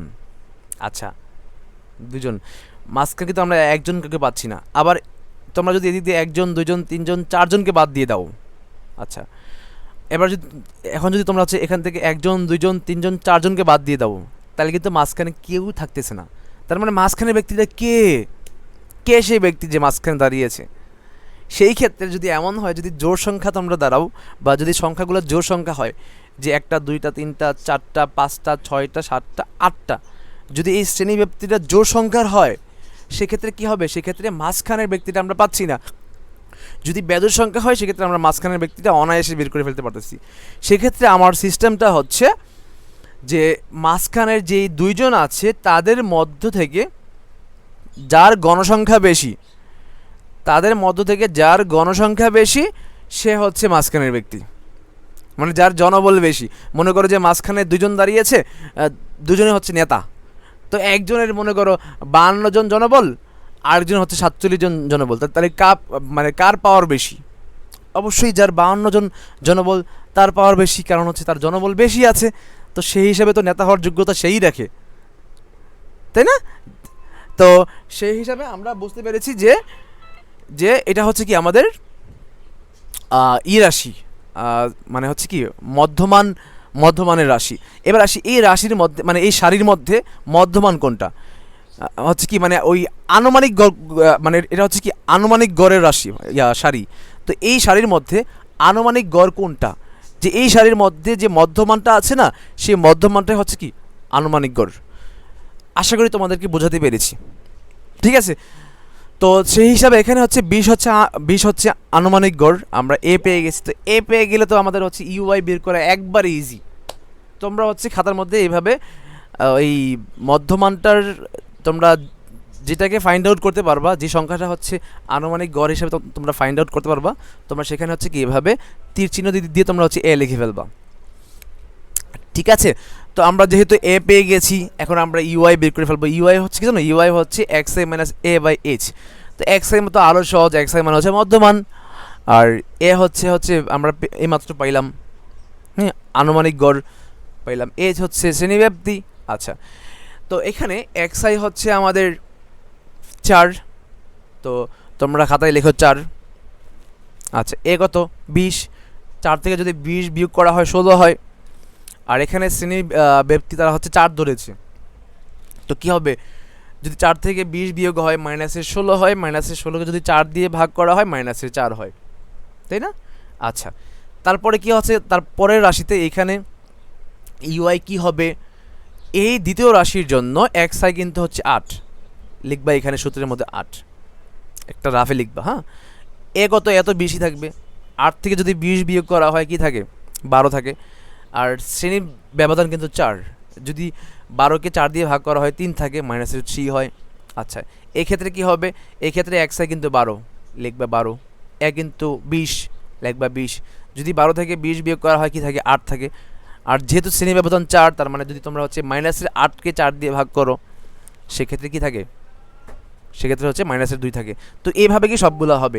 তোমাদের একটা প্রশ্ন মাথায় ঘুরপাক খাচ্ছে, সেটা আমি জানি, আর যদি ঘুরপাক না খায় সেক্ষেত্রে তোমরা হচ্ছে ক্লাসে মনোযোগ দিচ্ছ না। সেটা হচ্ছে, প্রশ্ন হচ্ছে 2 থেকে 6-এর মধ্যে স্যার শ্রেণীব্যাপ্তি 4 কেমনে হয়। আপনার কি মাথা নষ্ট হয়ে গেছে নাকি স্যার, এগুলো আপনি কী বলতেছেন? 2 থেকে 6-এর মধ্যে শ্রেণীব্যাপ্তি আসলে কিন্তু 5 হয়। দেখো 2 3 4 5 6, 5 হয়, কিন্তু বইয়ে 4 দিয়েছে। সো তোমরা যদি এখানে 5 দাও, সেক্ষেত্রে দেখা যাচ্ছে হয়তো এখানে দশমিক সংখ্যা আসবে, কিন্তু লাস্টে গিয়ে অঙ্কের অ্যান্সারটা এটাই আসবে। সো 5 দেওয়ার সমস্যা না, কিন্তু 4 দিলেও কি ক্ষতি হয়ে যাবে না, ঠিক আছে।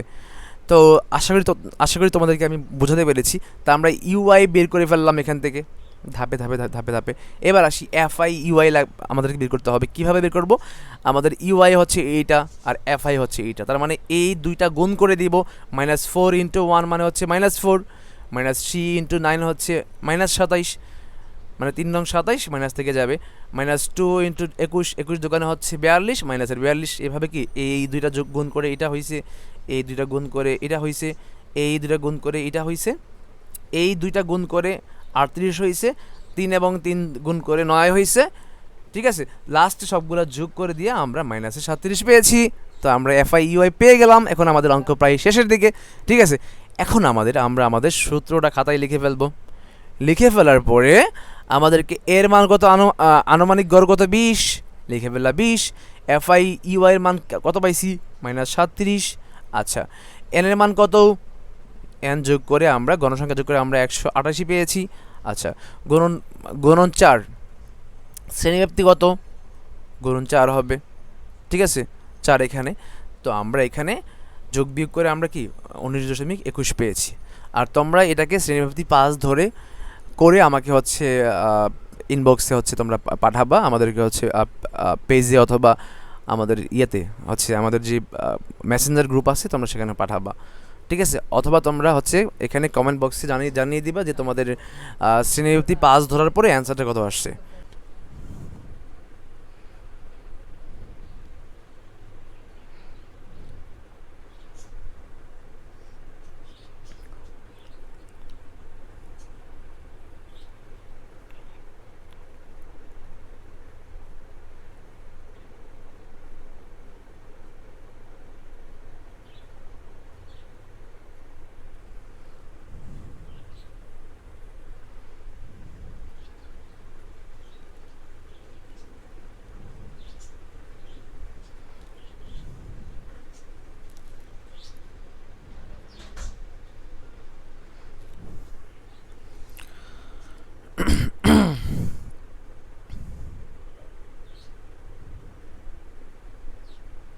এবার আমরা মধ্যক দেখব। এবার আমরা মধ্যক নিয়ে আলোচনা করব। অষ্টম শ্রেণীতে আমরা শিখেছি যে পরিসংখ্যানের উপাত্তগুলো মানের ক্রমানুসারে সাজালে যে সকল উপাত্ত ঠিক মাঝখানে থাকে সেগুলোর মানই হবে উপাত্তগুলোর মধ্যক। যদি উপাত্তের এবার আমরা মধ্যক নিয়ে আলোচনা করব। আমরা ক্লাস 8-এ এবার আমরা মধ্যক নিয়ে আলোচনা করব। অষ্টম শ্রেণীতে আমরা শিখেছি যে পরিসংখ্যানের উপাত্তগুলোর মানের ক্রমানুসারে সাজালে এবার আমরা মধ্যক নিয়ে আলোচনা করব। অষ্টম শ্রেণীতে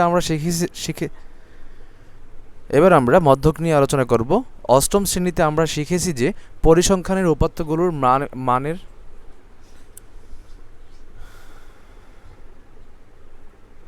এবার আমরা মধ্যক নিয়ে আলোচনা করব।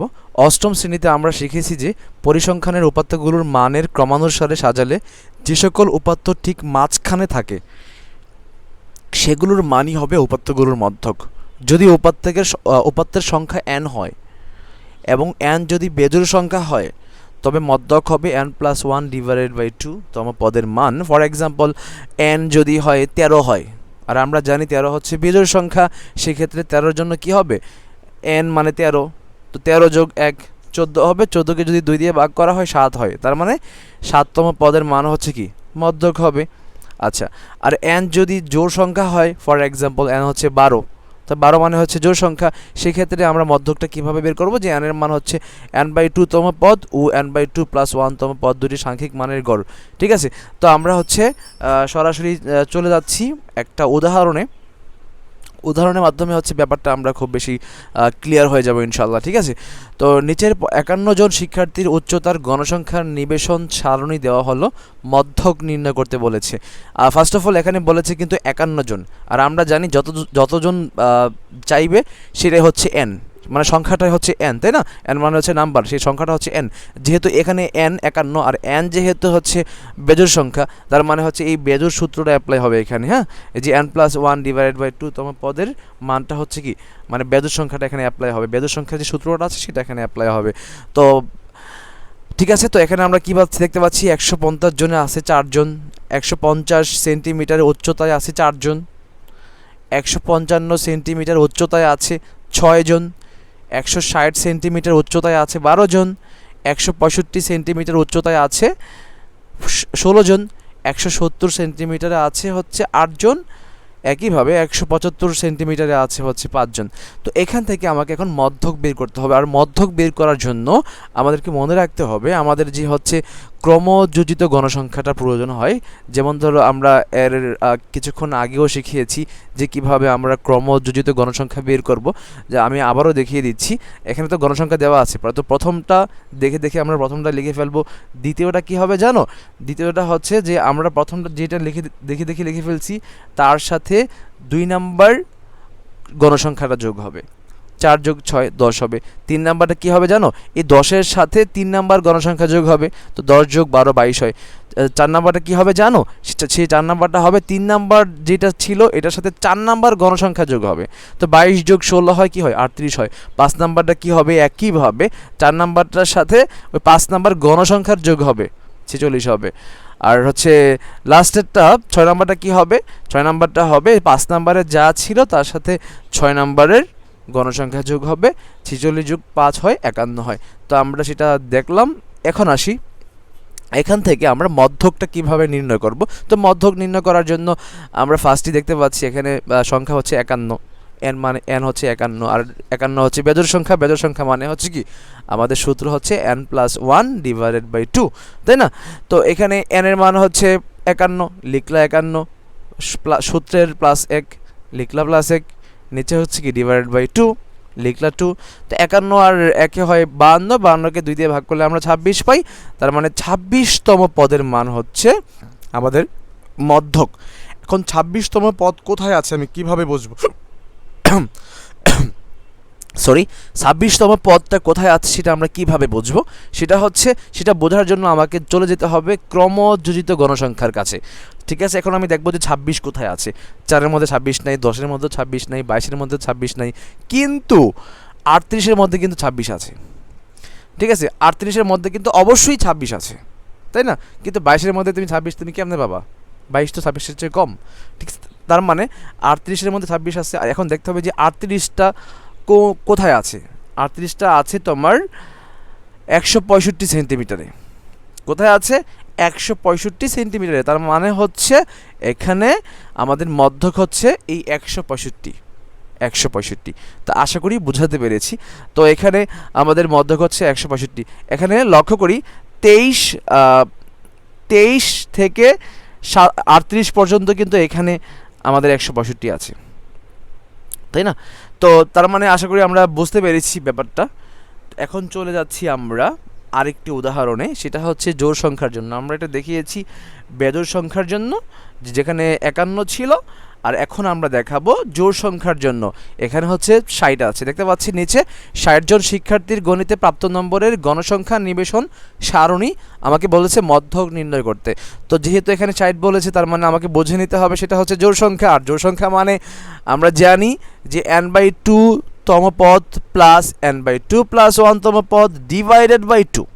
সবাই খাতায় লিখে ফেলি যে মধ্যক n যদি, সবাই খাতায় লিখি, স্টার মার্কস দিই, স্টার দিয়ে সবাই লিখি n যদি জোড় সংখ্যা হয় তাহলে মধ্যক সমান n/2 তম পদ প্লাস n/2, 60 যেখানে আছে সেখানে n হবে, n/2 তম পদ প্লাস n/2 প্লাস 1 তম পদ ডিভাইডেড বাই 2। হ্যাঁ, তোমরা হচ্ছে আমার ভিডিওটা হচ্ছে স্টপ করে করে তোমরা খাতায় লিখে ফেলো, ঠিক আছে?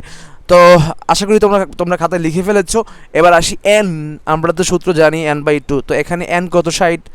তার এর জন্য যেখানে যেখানে n বসবে সেখানে সেখানে আমরা কি 60 বসাই দিব। তো 60/2 তম পদ প্লাস এখানে n ছিল, আর n এর জায়গায় কি 60 বসবে, 60/2 প্লাস 1 তম পদ ডিভাইডেড বাই 2। এখন 60কে যদি 2 দিয়ে ভাগ করা হয় 30 হয়। আচ্ছা, আর দেখে দেখে তম পদ প্লাস লিখলা, তারপর হচ্ছে 60কে যদি আবার 2 দিয়ে ভাগ করা হয় 30 হয়, 30-এর সাথে যদি 1 যোগ করা হয় 31 হয়, ডিভাইডেড বাই 2। ঠিক আছে, তার মানে আমরা বুঝলাম 30তম পদ এবং 31তম পদ দুইটাকে যোগ করতে হবে, যোগ করে 2 দিয়ে ভাগ করে ফেলতে হবে, অর্ধেক করে ফেলতে হবে, ঠিক আছে? তো এখানে দেখতে পাচ্ছি আমরা তো বললামই যে আমাকে মধ্যক নির্ণয় করার জন্য আমাকে ক্রমযোজিত গণসংখ্যা বের করতে হবে, ঠিক আছে? তো এটা আমি আর দেখাইলাম না। আশা করি তোমরা বুঝে গেছো যে কীভাবে এই সারিটা বের হয়েছে, 2 কেমনে বের হয়েছে, 6 কেমনে বের হয়েছে, 10 কেমনে বের হয়েছে। আশা করি তোমরা এটা বুঝে গেছো। তারপরে যদি বুঝতে সমস্যা হয় তাহলে আমাকে তোমরা জানাবা, আমি ডিটেলস তোমাদেরকে একটা ক্লাস দেবো ইনশাল্লাহ, সমস্যা নেই। আজকে শেষ করতে হবে, তো এর জন্য হচ্ছে খুব সংক্ষেপে করার চেষ্টা করতেছি। যদি তোমরা যেই টপিক্সটা বুঝতে সমস্যা হয় আমাকে জানাবা, সেই টপিক্সটা নিয়ে আমি সুন্দর করে তোমাদেরকে হচ্ছে বুঝাই দেবো ইনশাল্লাহ, ঠিক আছে? তো এখানে 30তম পদ এবং 31তম পদ, আমি একটু আগে এখানে কি বলেছিলাম না এখানে যে আমাদেরকে পদ বের করতে হবে এই ক্রমযোজিত গণসংখ্যা থেকে। একইভাবে এখানেও আমাকে এই 30তম পদ এবং 31তম পদটা বের করতে হবে এই ক্রমযোজিত গণসংখ্যা থেকে। তো এখন দেখতে হবে আমাকে 30তম পদ কোথায় আছে। আমি দেখতে পাচ্ছি 2 তো 30তম পদ নাই, 6ও নাই, 10-এর মধ্যেও নাই, 13-এর মধ্যেও নাই, 20-এর মধ্যেও নাই, কিন্তু 30-এর মধ্যে কিন্তু 30তম পদ মিলে গেছে কিন্তু ঠিক আছে। এখন দেখো 30তম পদের মান কোনটা, এই যে প্রাপ্ত নম্বর 70, লেখলা 70। এবার আসি 31তম পদ, এই 30-এর মধ্যে কিন্তু 31 নাই, আবার 30-এর পরে কোনটা আছে, 46। সো 46-এর মধ্যে কিন্তু 31 অবশ্যই আছে, তাই না? তো এখন এই 31তম পদের জন্য আমাকে ধরতে হবে 46কে, 46-এর উপরের মান কোনটা, 80। দেখতে পাচ্ছি আমরা 80 আছে, এর জন্য 80 লিখে ফেলা হয়েছে। 70 প্লাস 80কে যোগ করে 2 দিয়ে ভাগ করে আমরা 75 পেয়েছি। আর এই 75 হচ্ছে কি আমাদের নির্ণয় মধ্যক। আশা করি বুঝতে পেরেছি। এখন আমরা চলে যাচ্ছি আমাদের মূল কাজে, শ্রেণীবিন্যস্ত উপাত্তের মধ্যক নির্ণয়। একটু চিন্তা করো, এখানে কিন্তু শ্রেণীবিন্যস্ত ছিল না, এখানে সরাসরি বলা হয়েছে 40 পাইছে 2 জন, আর 45 পাইছে 4 জন, 50 পাইছে 4 জন, 55 পাইছে 3 জন, সরাসরি বলে দেওয়া হয়েছে। এখানে কিন্তু রেঞ্জ দেওয়া নাই যে 40 থেকে 50 পাইছে তোমার হচ্ছে 10 জন, এভাবে কিন্তু বলা নাই। আবার 50 থেকে 60 পাইছে হচ্ছে মনে করো তোমার কতজন, 14 জন, এভাবে রেঞ্জ দেওয়া নাই। কিন্তু এখানে সরাসরি নাম্বারটা বলা আছে যে 40 পাইছে কে দাঁড়াইছে 2 জন, 45 পাইছো কে দাঁড়াও, মানে পাইছে হচ্ছে 4 জন। মানে ব্যাপারটা হচ্ছে এরকম টাইপের, মানে ইন্ডিভিজুয়ালি একটা নাম্বার কে পাইছে, কোনো এখানে কি শ্রেণী বিন্যস্ত নাই, রেঞ্জ দেওয়া নাই। যখন আমরা রেঞ্জ দেখব সেক্ষেত্রে আমাদের কিন্তু এই অ্যাপ্লাই এই সূত্র দিয়ে কিন্তু আমাদের কোনো কাজ হবে না। যখন রেঞ্জ থাকবে, রেঞ্জ বলতে হচ্ছে যখন এরকম থাকবে, আমি একটা উদাহরণ দেখাচ্ছি, যে এই একটা উদাহরণ দেখাচ্ছি, এখানে 30 থেকে 35 দেওয়া আছে না, 36 থেকে 41 দেওয়া আছে না, এটা কি এখানে দেওয়া ছিল? ছিল না, কিন্তু এখানে শুধুমাত্র 40 ছিল, এখানে কিন্তু 40 থেকে 50 বা 40 থেকে 45 কিন্তু দেওয়া নাই, শুধুমাত্র 40 দেওয়া আছে। এর জন্য এই সূত্রগুলো অ্যাপ্লাই হবে এখানে। হ্যাঁ, এই ক্ষেত্রে যদি জোর হয় এই সূত্র অ্যাপ্লাই হবে, আর যদি বেজোর হয় এই সূত্র অ্যাপ্লাই হবে, n+1/2 হবে। কিন্তু যদি থাকে এভাবে রেঞ্জ দেওয়া থাকে 30 থেকে 35, 36 থেকে 41, 42 থেকে 47, যদি এভাবে রেঞ্জ থাকে, যদি এভাবে শ্রেণীবিন্যস্ত থাকে, সেক্ষেত্রে হচ্ছে আমরা এই সূত্রটা আমরা অ্যাপ্লাই করব, এই যে এই সূত্রটা। ঠিক আছে, মনে থাকবে। এই জায়গাটা কিন্তু স্টুডেন্টরা অনেক ভুল করে, আর জন্য আমি ব্যাপারটা একটু বিস্তারিত বলেছি। তো যখন শ্রেণীবিন্যস্ত হবে, রেঞ্জ দেওয়া থাকবে, তো সেক্ষেত্রে হচ্ছে আমরা মধ্যক নির্ণয় করার জন্য আমরা একটা সূত্র অ্যাপ্লাই করব, সেটা হচ্ছে L+n/2 - fc × h/fm। এই সূত্র তোমরা হচ্ছে মুখস্থ করে ফেলবা, খাতায় লিখে বারবার লিখে প্র্যাকটিস করবা। ঠিক আছে, আর এখানে এল কি, এন কি, এফসি কি, এইচ এবং এফএম কি, এগুলো আমরা যারা বুঝি না তারা একটু মনোযোগ দিই, যারা বুঝি তারা একটু আমরা দেখি, আবার হচ্ছে রিভিশন হয়ে যাচ্ছে।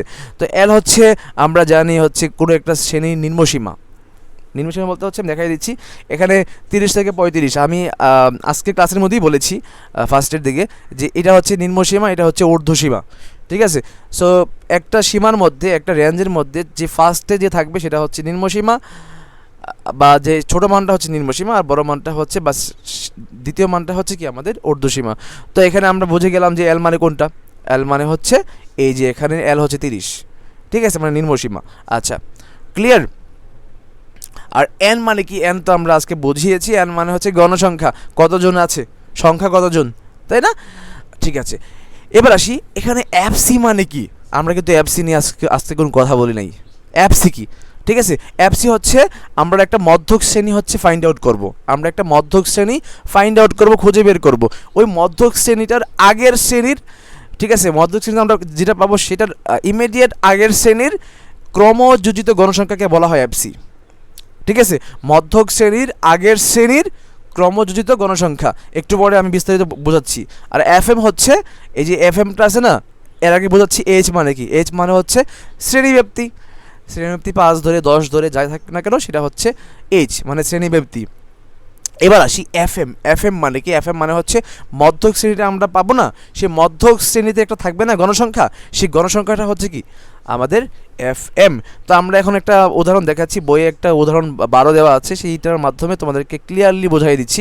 নিচে একটি গণসংখ্যা নিবেশনের সারণী দেওয়া হয়েছে, আমাদেরকে বলা হয়েছে এখান থেকে কি করতে, গণসংখ্যা নিবেশনের সারণী বলতে কি বুঝো। খতে বলেছে উপরের গণসংখ্যা সারণী থেকে মধ্যক নির্ণয় করতে বলছে, আমরা মধ্যক নির্ণয় করা শিখব। তারপর বলেছে নাম্বার বলেছে তারপর সারণীর প্রদত্ত উপাত্তের বহুভুজ অঙ্কন করতে বলছে, আমরা বহুভুজ আঁকতে পারি। আজকে হচ্ছে আমরা আবার দেখাবো জিনিসটা, আমরা এর আগে দেখিয়েছি কিভাবে বহুভুজ ওই আয়তলেখ থেকে আঁকতে হয়, আর এখন দেখাবো আয়তলেখ ছাড়া কীভাবে বহুভুজ মানে আঁকা লাগে। মূলত এই প্রশ্নটাই পরীক্ষাতে বেশি আসে। ঠিক আছে, সো সবাই একটু মনোযোগ দিব এবং উপরের গণসংখ্যা সারণী থেকে মধ্যক নির্ণয় করো। এই খ এবং গ ভেরি ইম্পর্টেন্ট। ঠিক আছে, খ এবং গ খুব বেশি ইম্পর্টেন্ট, তোমরা হচ্ছে মাথায় রাখবা। আর গণসংখ্যা নিবেশনের সারণী বলতে কী বোঝো, সেটা হচ্ছে আমরা একটা সংজ্ঞা এখানে লিখেছি, সেটা হচ্ছে প্রদত্ত উপাত্তসমূহকে নির্দিষ্ট শ্রেণী ব্যবধান ও শ্রেণী সংখ্যা নির্ধারণের মাধ্যমে বিন্যস্ত ও সারণীভুক্ত করাকে গণসংখ্যা সারণী বলা হয়। আচ্ছা ঠিক আছে, আমরা চলে যাচ্ছি এখন খতে। খতে হচ্ছে আমাদের প্রশ্নটা কী ছিল, প্রশ্ন ছিল ওপরের গণসংখ্যা সারণী থেকে মধ্যক নির্ণয় করতে বলেছে। আর এখানে যেহেতু রেঞ্জ আছে, শ্রেণীতে বিন্যস্ত আছে, শ্রেণী বিন্যস্ত উপায়ে আছে, তার মানে কি আমাকে এই সূত্রটা অ্যাপ্লাই করতে হবে। আর যদি এখানে শ্রেণী বিন্যস্ত উপাত্তে না থাকতো সেক্ষেত্রে আমরা হচ্ছে এই যে আগের এই সিস্টেমগুলো আমরা অ্যাপ্লাই করতাম, এটা অথবা এটা অ্যাপ্লাই করতাম। ঠিক আছে, তো যেহেতু এখানে শ্রেণী বিন্যস্ত আছে এর জন্য আমরা কি এই সূত্রটা আমরা অ্যাপ্লাই করব, L+n/2 - fc × h/fm। তো চলো আমরা চলে যাচ্ছি খ নাম্বারে। খ নাম্বারটা আমরা দেখতেছি। খ নাম্বারে হচ্ছে এখানে শ্রেণীব্যাপ্তি, গণসংখ্যা দেখিয়ে দিচ্ছি। এটা কিন্তু শ্রেণীব্যাপ্তি বা সময় সেকেন্ড লিখলেও হবে, সমস্যা নেই। কিন্তু একটা কথা মাথায় রাখো, তোমরা সবসময় শ্রেণীব্যাপ্তি দিলে অঙ্ক হয়ে যাবে, সমস্যা নাই। আর যেহেতু এখানে আমরা বুঝতেছি এখানে হচ্ছে সময় সেকেন্ড দেওয়া আছে, সময় এবং সেকেন্ড দিলেই সময় দিয়ে ব্র্যাকেট দিয়ে সেকেন্ড দিলে হবে, সমস্যা নাই। কিন্তু আমরা শ্রেণীব্যাপ্তিটা ইউজ করলেও সমস্যা নাই, যার যেটা ভালো লাগে, ঠিক আছে। তো গণসংখ্যা দেওয়া আছে কিন্তু ক্রমযোজিত গণসংখ্যা দেওয়া নাই, ঠিক আছে। আর হচ্ছে কি দেওয়া নাই। তো এখন কথা হচ্ছে আমরা এখান থেকে মধ্যক বের করব। তো আমরা কি বলেছিলাম, মধ্যক বের করার জন্য আমাদের ক্রমযোজিত গণসংখ্যা লাগে, তাই না? হ্যাঁ, তো আশা করি সবার মনে আছে। তো এখানে আমরা জানি সূত্রটা হচ্ছে এল প্লাস, বলেন সবাই একটু যদি পারেন আমাকে হচ্ছে কমেন্ট বক্সে লিখে পাঠান, ঠিক আছে। হ্যাঁ, সবাই আমরা কি জানি বলেন, সূত্রটা হচ্ছে আপনারা কমেন্ট বক্সে লিখে পাঠান যে সূত্রটা কী কী একটু বলেন। L plus n by 2 minus fc into h by f। হ্যাঁ, তো ঠিক আছে। তো এখানে আমরা দেখতে পাচ্ছি আমার এখানে কী আছে, n হচ্ছে গণসংখ্যা হচ্ছে 70, ঠিক আছে। তো 70কে যদি আমরা n by 2 দিই আমরা হচ্ছে 35 পাই। আচ্ছা, ঠিক আছে, আমরা 70 লিখলেও হবে। আমরা তারপর দেখতে পাচ্ছি এখানে মধ্যক হচ্ছে, ভালো করে বোঝেন, 1 2 3 4 5 6। 6-এর মধ্যে আমাকে বলেছে হচ্ছে মধ্যক হচ্ছে 35তম পদ, যার অবস্থান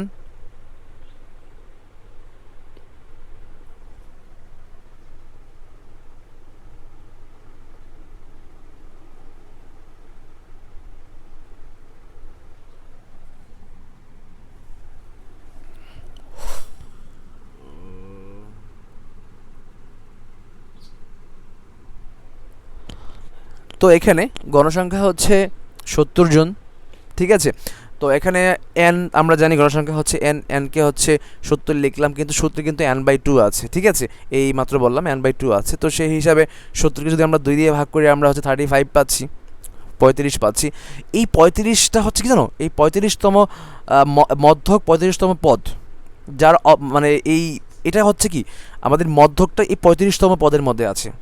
তো দেখতে হবে এখানে 35তম পদ কোথায় আছে, 3-এর মধ্যে নাই, 13-এর মধ্যেও নাই, 31-এর মধ্যেও নাই। 31-এর ইমিডিয়েট পরে হচ্ছে 56, 56-এর মধ্যে 35টা আছে, তাই না? তো এই 56 মানে এই 56-এর মধ্যে তো 35টা আছে। এখন দেখতে হবে 56টা কোন রেঞ্জে আছে। 56টা 48 থেকে 53 রেঞ্জে আছে, রাইট? কোথায় আছে? 48 থেকে 53 রেঞ্জ আছে। আর এই রেঞ্জের মধ্যে, ঠিক আছে, এই রেঞ্জের মধ্যে নিম্নসীমা কোনটা? 48। ঊর্ধ্বসীমা কোনটা? 53। আমার তো আর ঊর্ধ্বসীমা লাগবে না, আমার হচ্ছে নিম্নসীমা হলেই হচ্ছে। তো আমরা এখানে নিম্নসীমা মানে হচ্ছে এল এর মান আমরা 48 পেয়েছি, ঠিক আছে।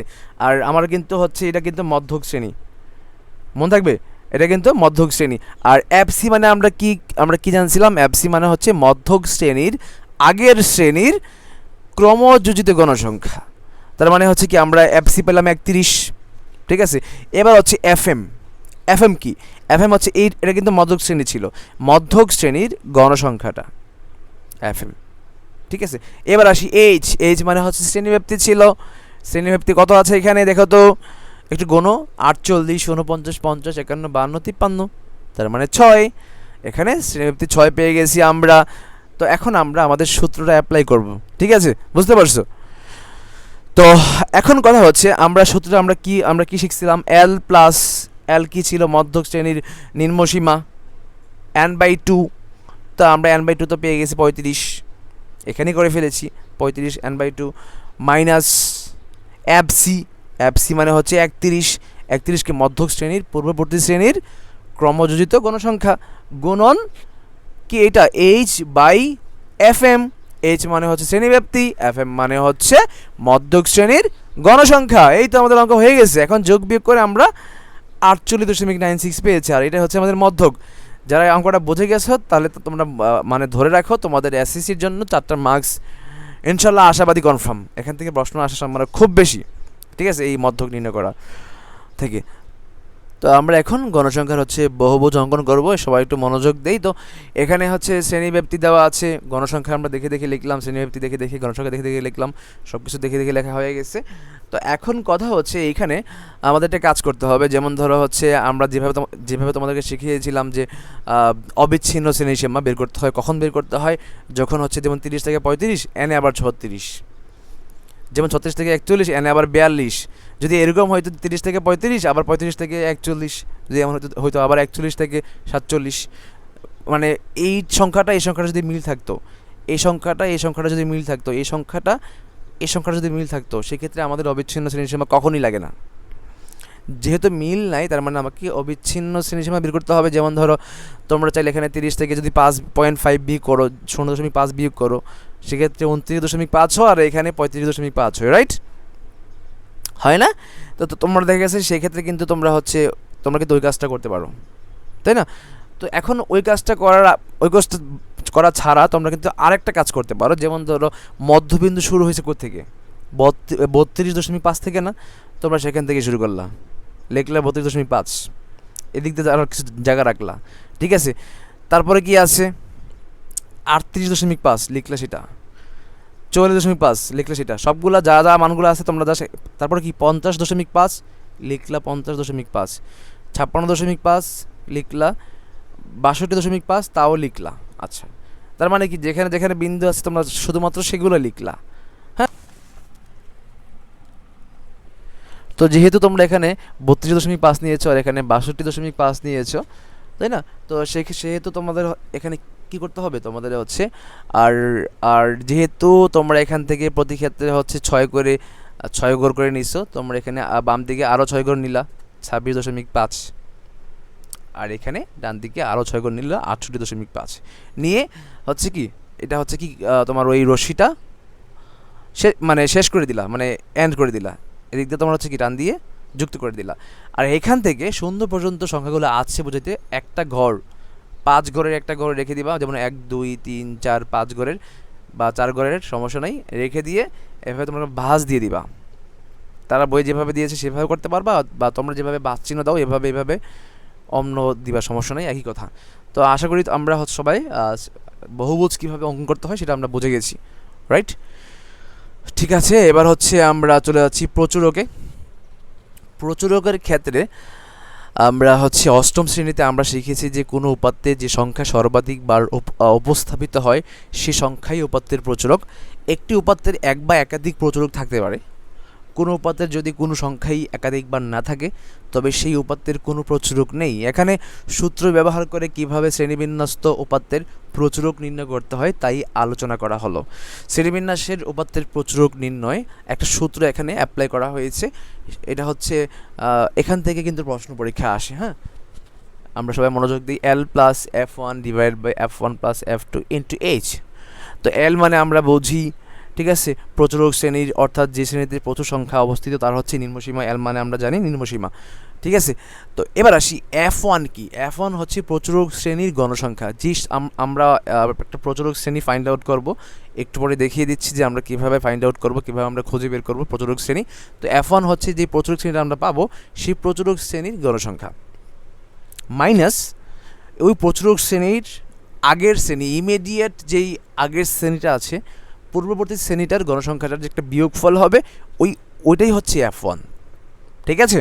আচ্ছা, আর F2 হচ্ছে প্রচুরক শ্রেণীটা আমরা যেটা পাবো, যে শ্রেণীতে হচ্ছে প্রচুরক থাকবে, ওই শ্রেণী থেকে, ওই প্রচুরক শ্রেণীর গণসংখ্যা থেকে ইমিডিয়েট নিচের যেই শ্রেণীটা আছে, পরবর্তী যে শ্রেণীটা আছে ওইটার গণসংখ্যার বিয়োগ হবে। আর এস তো আমরা জানি শ্রেণীব্যাপ্তি, তাই না? আচ্ছা, এবার চলে যাচ্ছি আমাদের উদাহরণ 13-তে। এখান থেকে আমরা সব কিছু ইনশাল্লাহ ক্লিয়ারলি বুঝে যাব। তো এখানে কেন্দ্রীয় প্রবণতা কি আমাদেরকে বলেছে, আমরা হচ্ছে সংজ্ঞাটা লিখে ফেললাম, তোমরা হচ্ছে মুখস্থ করে ফেলবা। আমরা হচ্ছে চলে যাচ্ছি খতে। খতে কি বলেছে? খতে বলেছে প্রদত্ত সারণী থেকে প্রচুরক নির্ণয় করো। এইখান থেকে প্রচুরক নির্ণয় করার জন্য, যেহেতু এখানে শ্রেণী বিন্যস্ত উপাত্তে আছে, মানে রেঞ্জ দেওয়া আছে, সেহেতু আমাদেরকে এই সূত্রটা অ্যাপ্লাই হবে। অন্যথায় যদি সরাসরি মান থাকতো, যেমন ধরো হচ্ছে 31, মানে যদি ইন্ডিভিজুয়ালি থাকতো, যদি এভাবে শ্রেণী আকারে না থাকতো, সেক্ষেত্রে যে সংখ্যাটা বেশি আছে সেটাই কিন্তু আমাদের প্রচুরক, তাই না? আমরা আগের ক্লাসে আমরা হচ্ছে বুঝেছি। ঠিক আছে, তো এখানে আমরা হচ্ছে গ নাম্বারে আমরা খ নাম্বারে এখন প্রচুরক দেখাবো। প্রচুরকে দেখার পর আমরা কি অজীব রেখা এঁকে দেখাবো ইনশাল্লাহ তোমাদেরকে। ঠিক আছে, তো এখন চলে যাচ্ছি আমাদের প্রচুরক নির্ণয়ের মধ্যে। প্রচুরকটা আমরা দেখাচ্ছি। তা আমরা এখন এখানে প্রচুরক নির্ণয় করব। প্রচুরক নির্ণয় করার জন্য যা যা ছিল তা আমরা দেখে দেখে লিখে ফেললাম। আর হচ্ছে আমরা জানি প্রচুরক হচ্ছে এল প্লাস, এখানে প্লাস হবে, সরি এখানে প্লাস হবে L plus F1 divided by F1 plus F2 into H. আচ্ছা, তো এখন দেখতে হবে যে আমাদের এখানে সবচেয়ে বেশি সংখ্যা কোথায় আছে। সবচেয়ে বেশি গণসংখ্যা দেখতে পাচ্ছি 12 আছে। আর এই 12টা কোন শ্রেণীতে আছে? 61 থেকে 70 শ্রেণীতে আছে, রাইট? হ্যাঁ, তার মানে আমরা প্রচুরক শ্রেণী পেয়ে গেছি। আর এখন কথা হচ্ছে আমরা জানি কি এল মানে হচ্ছে প্রচুরক শ্রেণীর নিম্নসীমা। এই প্রচুরক শ্রেণীর নিম্নসীমা কোনটা? 61, তার মানে এল হচ্ছে 61। আচ্ছা, এবার আসি, আমাদের তো F1 লাগবে, F2 লাগবে। আমরা কি জানি প্রচুরক শ্রেণীর গণসংখ্যার সাথে তার আগের শ্রেণীর গণসংখ্যার বিয়োগ করলে আমরা F1 পাই। ঠিক আছে, F2 কি পাই? দেখছো কত সহজ না অঙ্কগুলো। F2 পাই হচ্ছে ওই প্রচুরক শ্রেণীর গণসংখ্যার সাথে পরবর্তী শ্রেণীর যে গণসংখ্যাটা আছে না, ওইটার বিয়োগফল হচ্ছে F2। তার মানে 12 থেকে যদি 9 বিয়োগ হয় কত থাকে? 3 থাকে। দেখতে পাচ্ছ কত সহজ অঙ্কগুলো। তার মানে হচ্ছে আমরা F1 পেয়ে গেলাম 4, F2 পেয়ে গেলাম 3। এবার আমাদের লাগবে এইচ। এইচ মানে হচ্ছে শ্রেণীব্যাপ্তি। প্রতি ক্ষেত্রে কত করে শ্রেণীব্যাপ্তি? 31 থেকে 40-এর মধ্যে শ্রেণীব্যাপ্তি হচ্ছে 10। ঠিক আছে, তার মানে হচ্ছে আমরা এল পাইলাম, F1 পাইলাম, F2 পাইলাম, এইচ পাইলাম। এখন আমরা প্রচুরকের সংজ্ঞা সূত্রটা দিয়ে আমাদের মান বসাই দিব, আমাদের কাজ শেষ হয়ে যাবে। ঠিক আছে, তো আমরা জানি প্রচুরকের সূত্র হচ্ছে L plus F1 divided by F1 plus F2 into H. তো এল এর মান আমরা 61 পেয়েছিলাম, 61 প্লাস F1 হচ্ছে 4 পেয়েছিলাম, 4 ডিভাইডেড বাই F1 তো 4, এই যে F1 হচ্ছে 4 দিলা প্লাস F2 হচ্ছে 3 দিলা 3 ইন্টু এইচ হচ্ছে 10 দিলা এখানে 10, যোগ বিয়োগ করে আমরা লাস্টে গুণ ভাগ করে আমরা 66.7 পেয়েছি। এটা হচ্ছে আমাদের অ্যান্সার। এখন চলে যাচ্ছি আমরা অজীব রেখায়। অজীব রেখা অঙ্কনের জন্য আমাদের যা যা প্রয়োজন হবে সেটা হচ্ছে আমাদের অবিচ্ছিন্ন শ্রেণীসীমা তো লাগবেই, সব ক্ষেত্রেই আমরা জানি। আচ্ছা, ঠিক আছে, আর এখানে হচ্ছে আমাদের লাগবে ক্রমযোজিত গণসংখ্যা লাগবে। ঠিক আছে, তো এখানে আমরা দেখিয়ে দিচ্ছি ফার্স্ট এখানে কি শ্রেণী আছে 31 থেকে 40, 41 থেকে 50 গণসংখ্যা দেওয়া আছে। দেখে দেখে আমরা লিখে ফেলাম। কিন্তু প্রশ্ন হচ্ছে স্যার আপনি তো আমাদেরকে শিখিয়েছেন 0.5 বিয়োগ করবো আর 0.5 যোগ করে দেবো। এখানে তো স্যার শুধুমাত্র 1 বিয়োগ করতেছে আর কোনো কিছু যোগ করে নাই, সমস্যা হবে না? স্যার সমস্যা হবে না। এটা হচ্ছে মানে মূল কথা হচ্ছে যদি আপনি মিলাইতে পারেন সেক্ষেত্রেই হলো। ঠিক আছে, আপনি যদি এখানে এই কাজ করেন যে এখানে যদি 31 থেকে যদি আপনি 0.5 বিয়োগ করেন তাহলে কী হবে দেখেন তো, এটা হবে 30.5 হবে আর এখানে 40.5 হবে, রাইট? সরি, হ্যাঁ, এখানে 30.5 হবে আর এখানে 40.5 হবে। এখানে আবার যদি আপনি 0.5 বিয়োগ করেন 40.5 হবে, 50.5 হবে। মানে মোট কথা এখানে যে 40.5 হয়েছে, এখানে যে 40.5 ছিল, এই দুইটা যেহেতু মিলে গেছে সেহেতু সমস্যা সমাধান। তার মানে মোট কথা যদি এই দুইটা মিলে যায় আর এই দুইটা যদি মিলে যায়, যদি এগুলা যদি এই আড়াআড়ি মিলে সেক্ষেত্রেই হয়ে যাবে। ঠিক আছে, 0.5 যে ধরতে হবে তার কোনো বাধ্যবাধকতা নাই, তুমি চাইলে 1ও বিয়োগ করতে পারবা। কিন্তু সাধারণত আমরা 0.5 বিয়োগ করে থাকি, 0.5 যোগ করে থাকি। এক পাশে 0.5 বিয়োগ, এক পাশে 0.5 যোগ, রাইট? তাহলে হচ্ছে আমরা অবিচ্ছিন্ন শ্রেণীব্যাপ্তি বুঝে গেলাম, হয়ে গেল। এবার এটা আমি আর দেখাই দেবো না যে ক্রমযোজিত গণসংখ্যা কীভাবে বের করতে হয়, তোমরা আশা করি বোঝো। তো এটা হয়ে গেল। এবার আসি আমরা আমাদের গ্রাফটা দেখাই দিচ্ছি, সবাই একটু মনোযোগ দেই। এখানে আমাদের দেখতে পাচ্ছি 30 থেকে 40, 30 লেখা হয়েছে, 40 লেখা হয়েছে, 50, 60, 70 এভাবে 100 পর্যন্ত লেখা হয়েছে। আচ্ছা, ঠিক আছে, প্রতি ক্ষেত্রে কত করে পার্থক্য? 10 করে পার্থক্য। এর জন্য 10 গণ তোমরা 10 গণ নিবা। ঠিক আছে, সমস্যা নেই, তোমরা 10 ঘর থেকে নিবা, মানে 10 ঘর নিবা। যেমন এখানে 30 না, তোমরা হচ্ছে 2টা ঘর নিবা। যেমন দেখাই দিচ্ছি যে এরকম, এই যে এরকম, এই যে এখানে কিন্তু 5, এই যে 1টা 2টা 3টা 4টা 5টা, আবার এনে কিন্তু 10, এই যে 1 2 3 4 5, 5 5 10, তাই না? এনে হচ্ছে 10। তো তোমরা এভাবে হচ্ছে কি 10 ঘর নিবা। হ্যাঁ, যেমন তোমরা এখানে যেমন এনে তো 0 হবে আর শুরু হবে এখান থেকে, আর এতটুকু কি এই একটা ঘর ভাঁজ থাকবে, এখান থেকে শুরু হবে। আর এই যে 5 ঘর 10 ঘর পরে তোমরা কি একটা মান বসাবা, যেহেতু প্রতি ক্ষেত্রে পার্থক্য 10 আছে।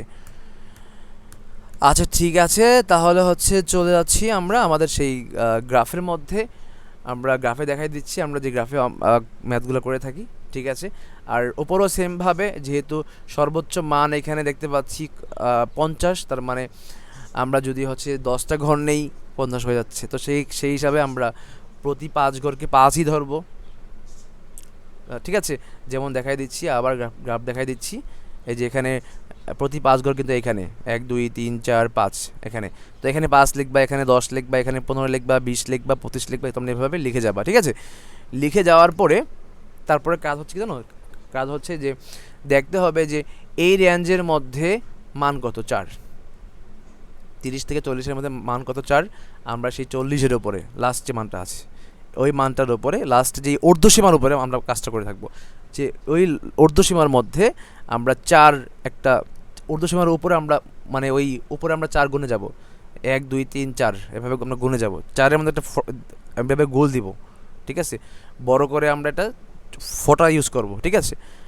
Okay fine. তারপর হচ্ছে 40 থেকে 50, তার মানে 50-এর মধ্যে গিয়ে আমরা 10 নাম্বার ঘরে হচ্ছে কি আমরা ফোঁটা ইউজ করবো। তো 50-এ গিয়ে আমরা হচ্ছে 1 2 3 4 5 6 7 8 9 10 এভাবে গুনে 10 নাম্বার ঘরে আমরা কি ফোঁটা ইউজ করব। 60 নাম্বার, এই যে 50 থেকে 60-এর মধ্যে আমরা ওই 18 ঘরে যাব, ঠিক আছে। সরাসরি আমরা গুনবো 1 2 3 4 5 6 7 8 9 10 11 12 13 14 15 16 17 18 এভাবে গুনে যাব আমরা, ঠিক আছে। তো তারপর হচ্ছে 70 থেকে 80-র মধ্যে একইভাবে 70 থেকে 80-র মধ্যে হচ্ছে 39 39, 80 থেকে 90-এর মধ্যে হচ্ছে 46 46, দেখতে পাচ্ছ, 40-এর উপরে, 45-এর উপরে, 50-এর নিচে, ঠিক আছে। তারপর হচ্ছে 90 থেকে 100-এর মধ্যে হচ্ছে 4, 90 থেকে 100 হচ্ছে কি 50, সরি 50, 90 থেকে 100-এর মধ্যে হচ্ছে 50, দেখতে পাচ্ছ, 50-এর বরাবর একবার কিন্তু। তো আমরা ফোঁটাগুলো জাস্ট বসাবো, বসানোর পরে তারপর হচ্ছে আমরা নিম্নসীমা থেকে আমরা এভাবে একটা টান দিব, মানে হচ্ছে কি জাস্ট যুক্ত করে দিব। আমরা স্কেল স্কেল হাতে নিয়ে নিয়ে জাস্ট বিন্দুগুলোকে যোগ করে দিব, যোগ করে দিয়ে আমরা আমাদের কাজ শেষ হয়ে গেছে।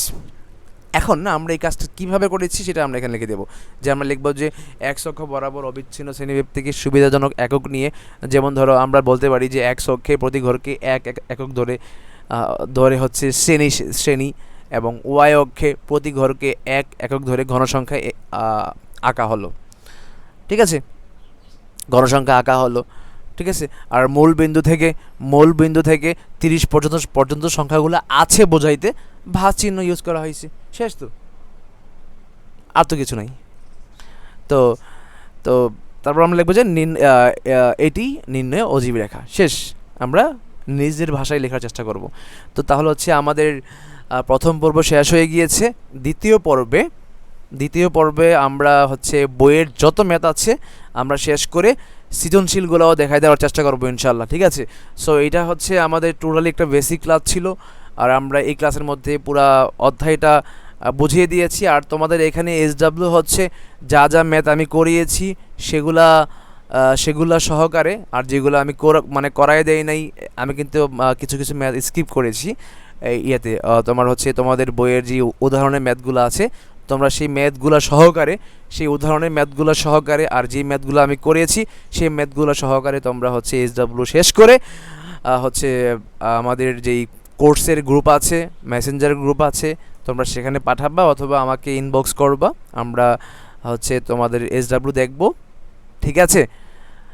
তো ধন্যবাদ তোমাদের সবাইকে। আর যারা হচ্ছে আমাদের কোর্সে নাই, তোমরা যারা SSC ক্র্যাশ কোর্সে নাই আমাদের সাথে, তোমরা চাইলে হচ্ছে ডেসক্রিপশন বক্সে হচ্ছে আমাদের জিনিয়াস লার্নিং একাডেমির ফেসবুক পেজ দেওয়া থাকবে, আমাদের কন্ট্যাক্ট নাম্বার দেওয়া থাকবে, তোমরা আমাদের সাথে যোগাযোগ করে আমাদের জিনিয়াস লার্নিং একাডেমির ম্যাথমেটিক্স SSC ম্যাথ ক্র্যাশ কোর্সে তোমরা হচ্ছে যুক্ত হতে পারবা।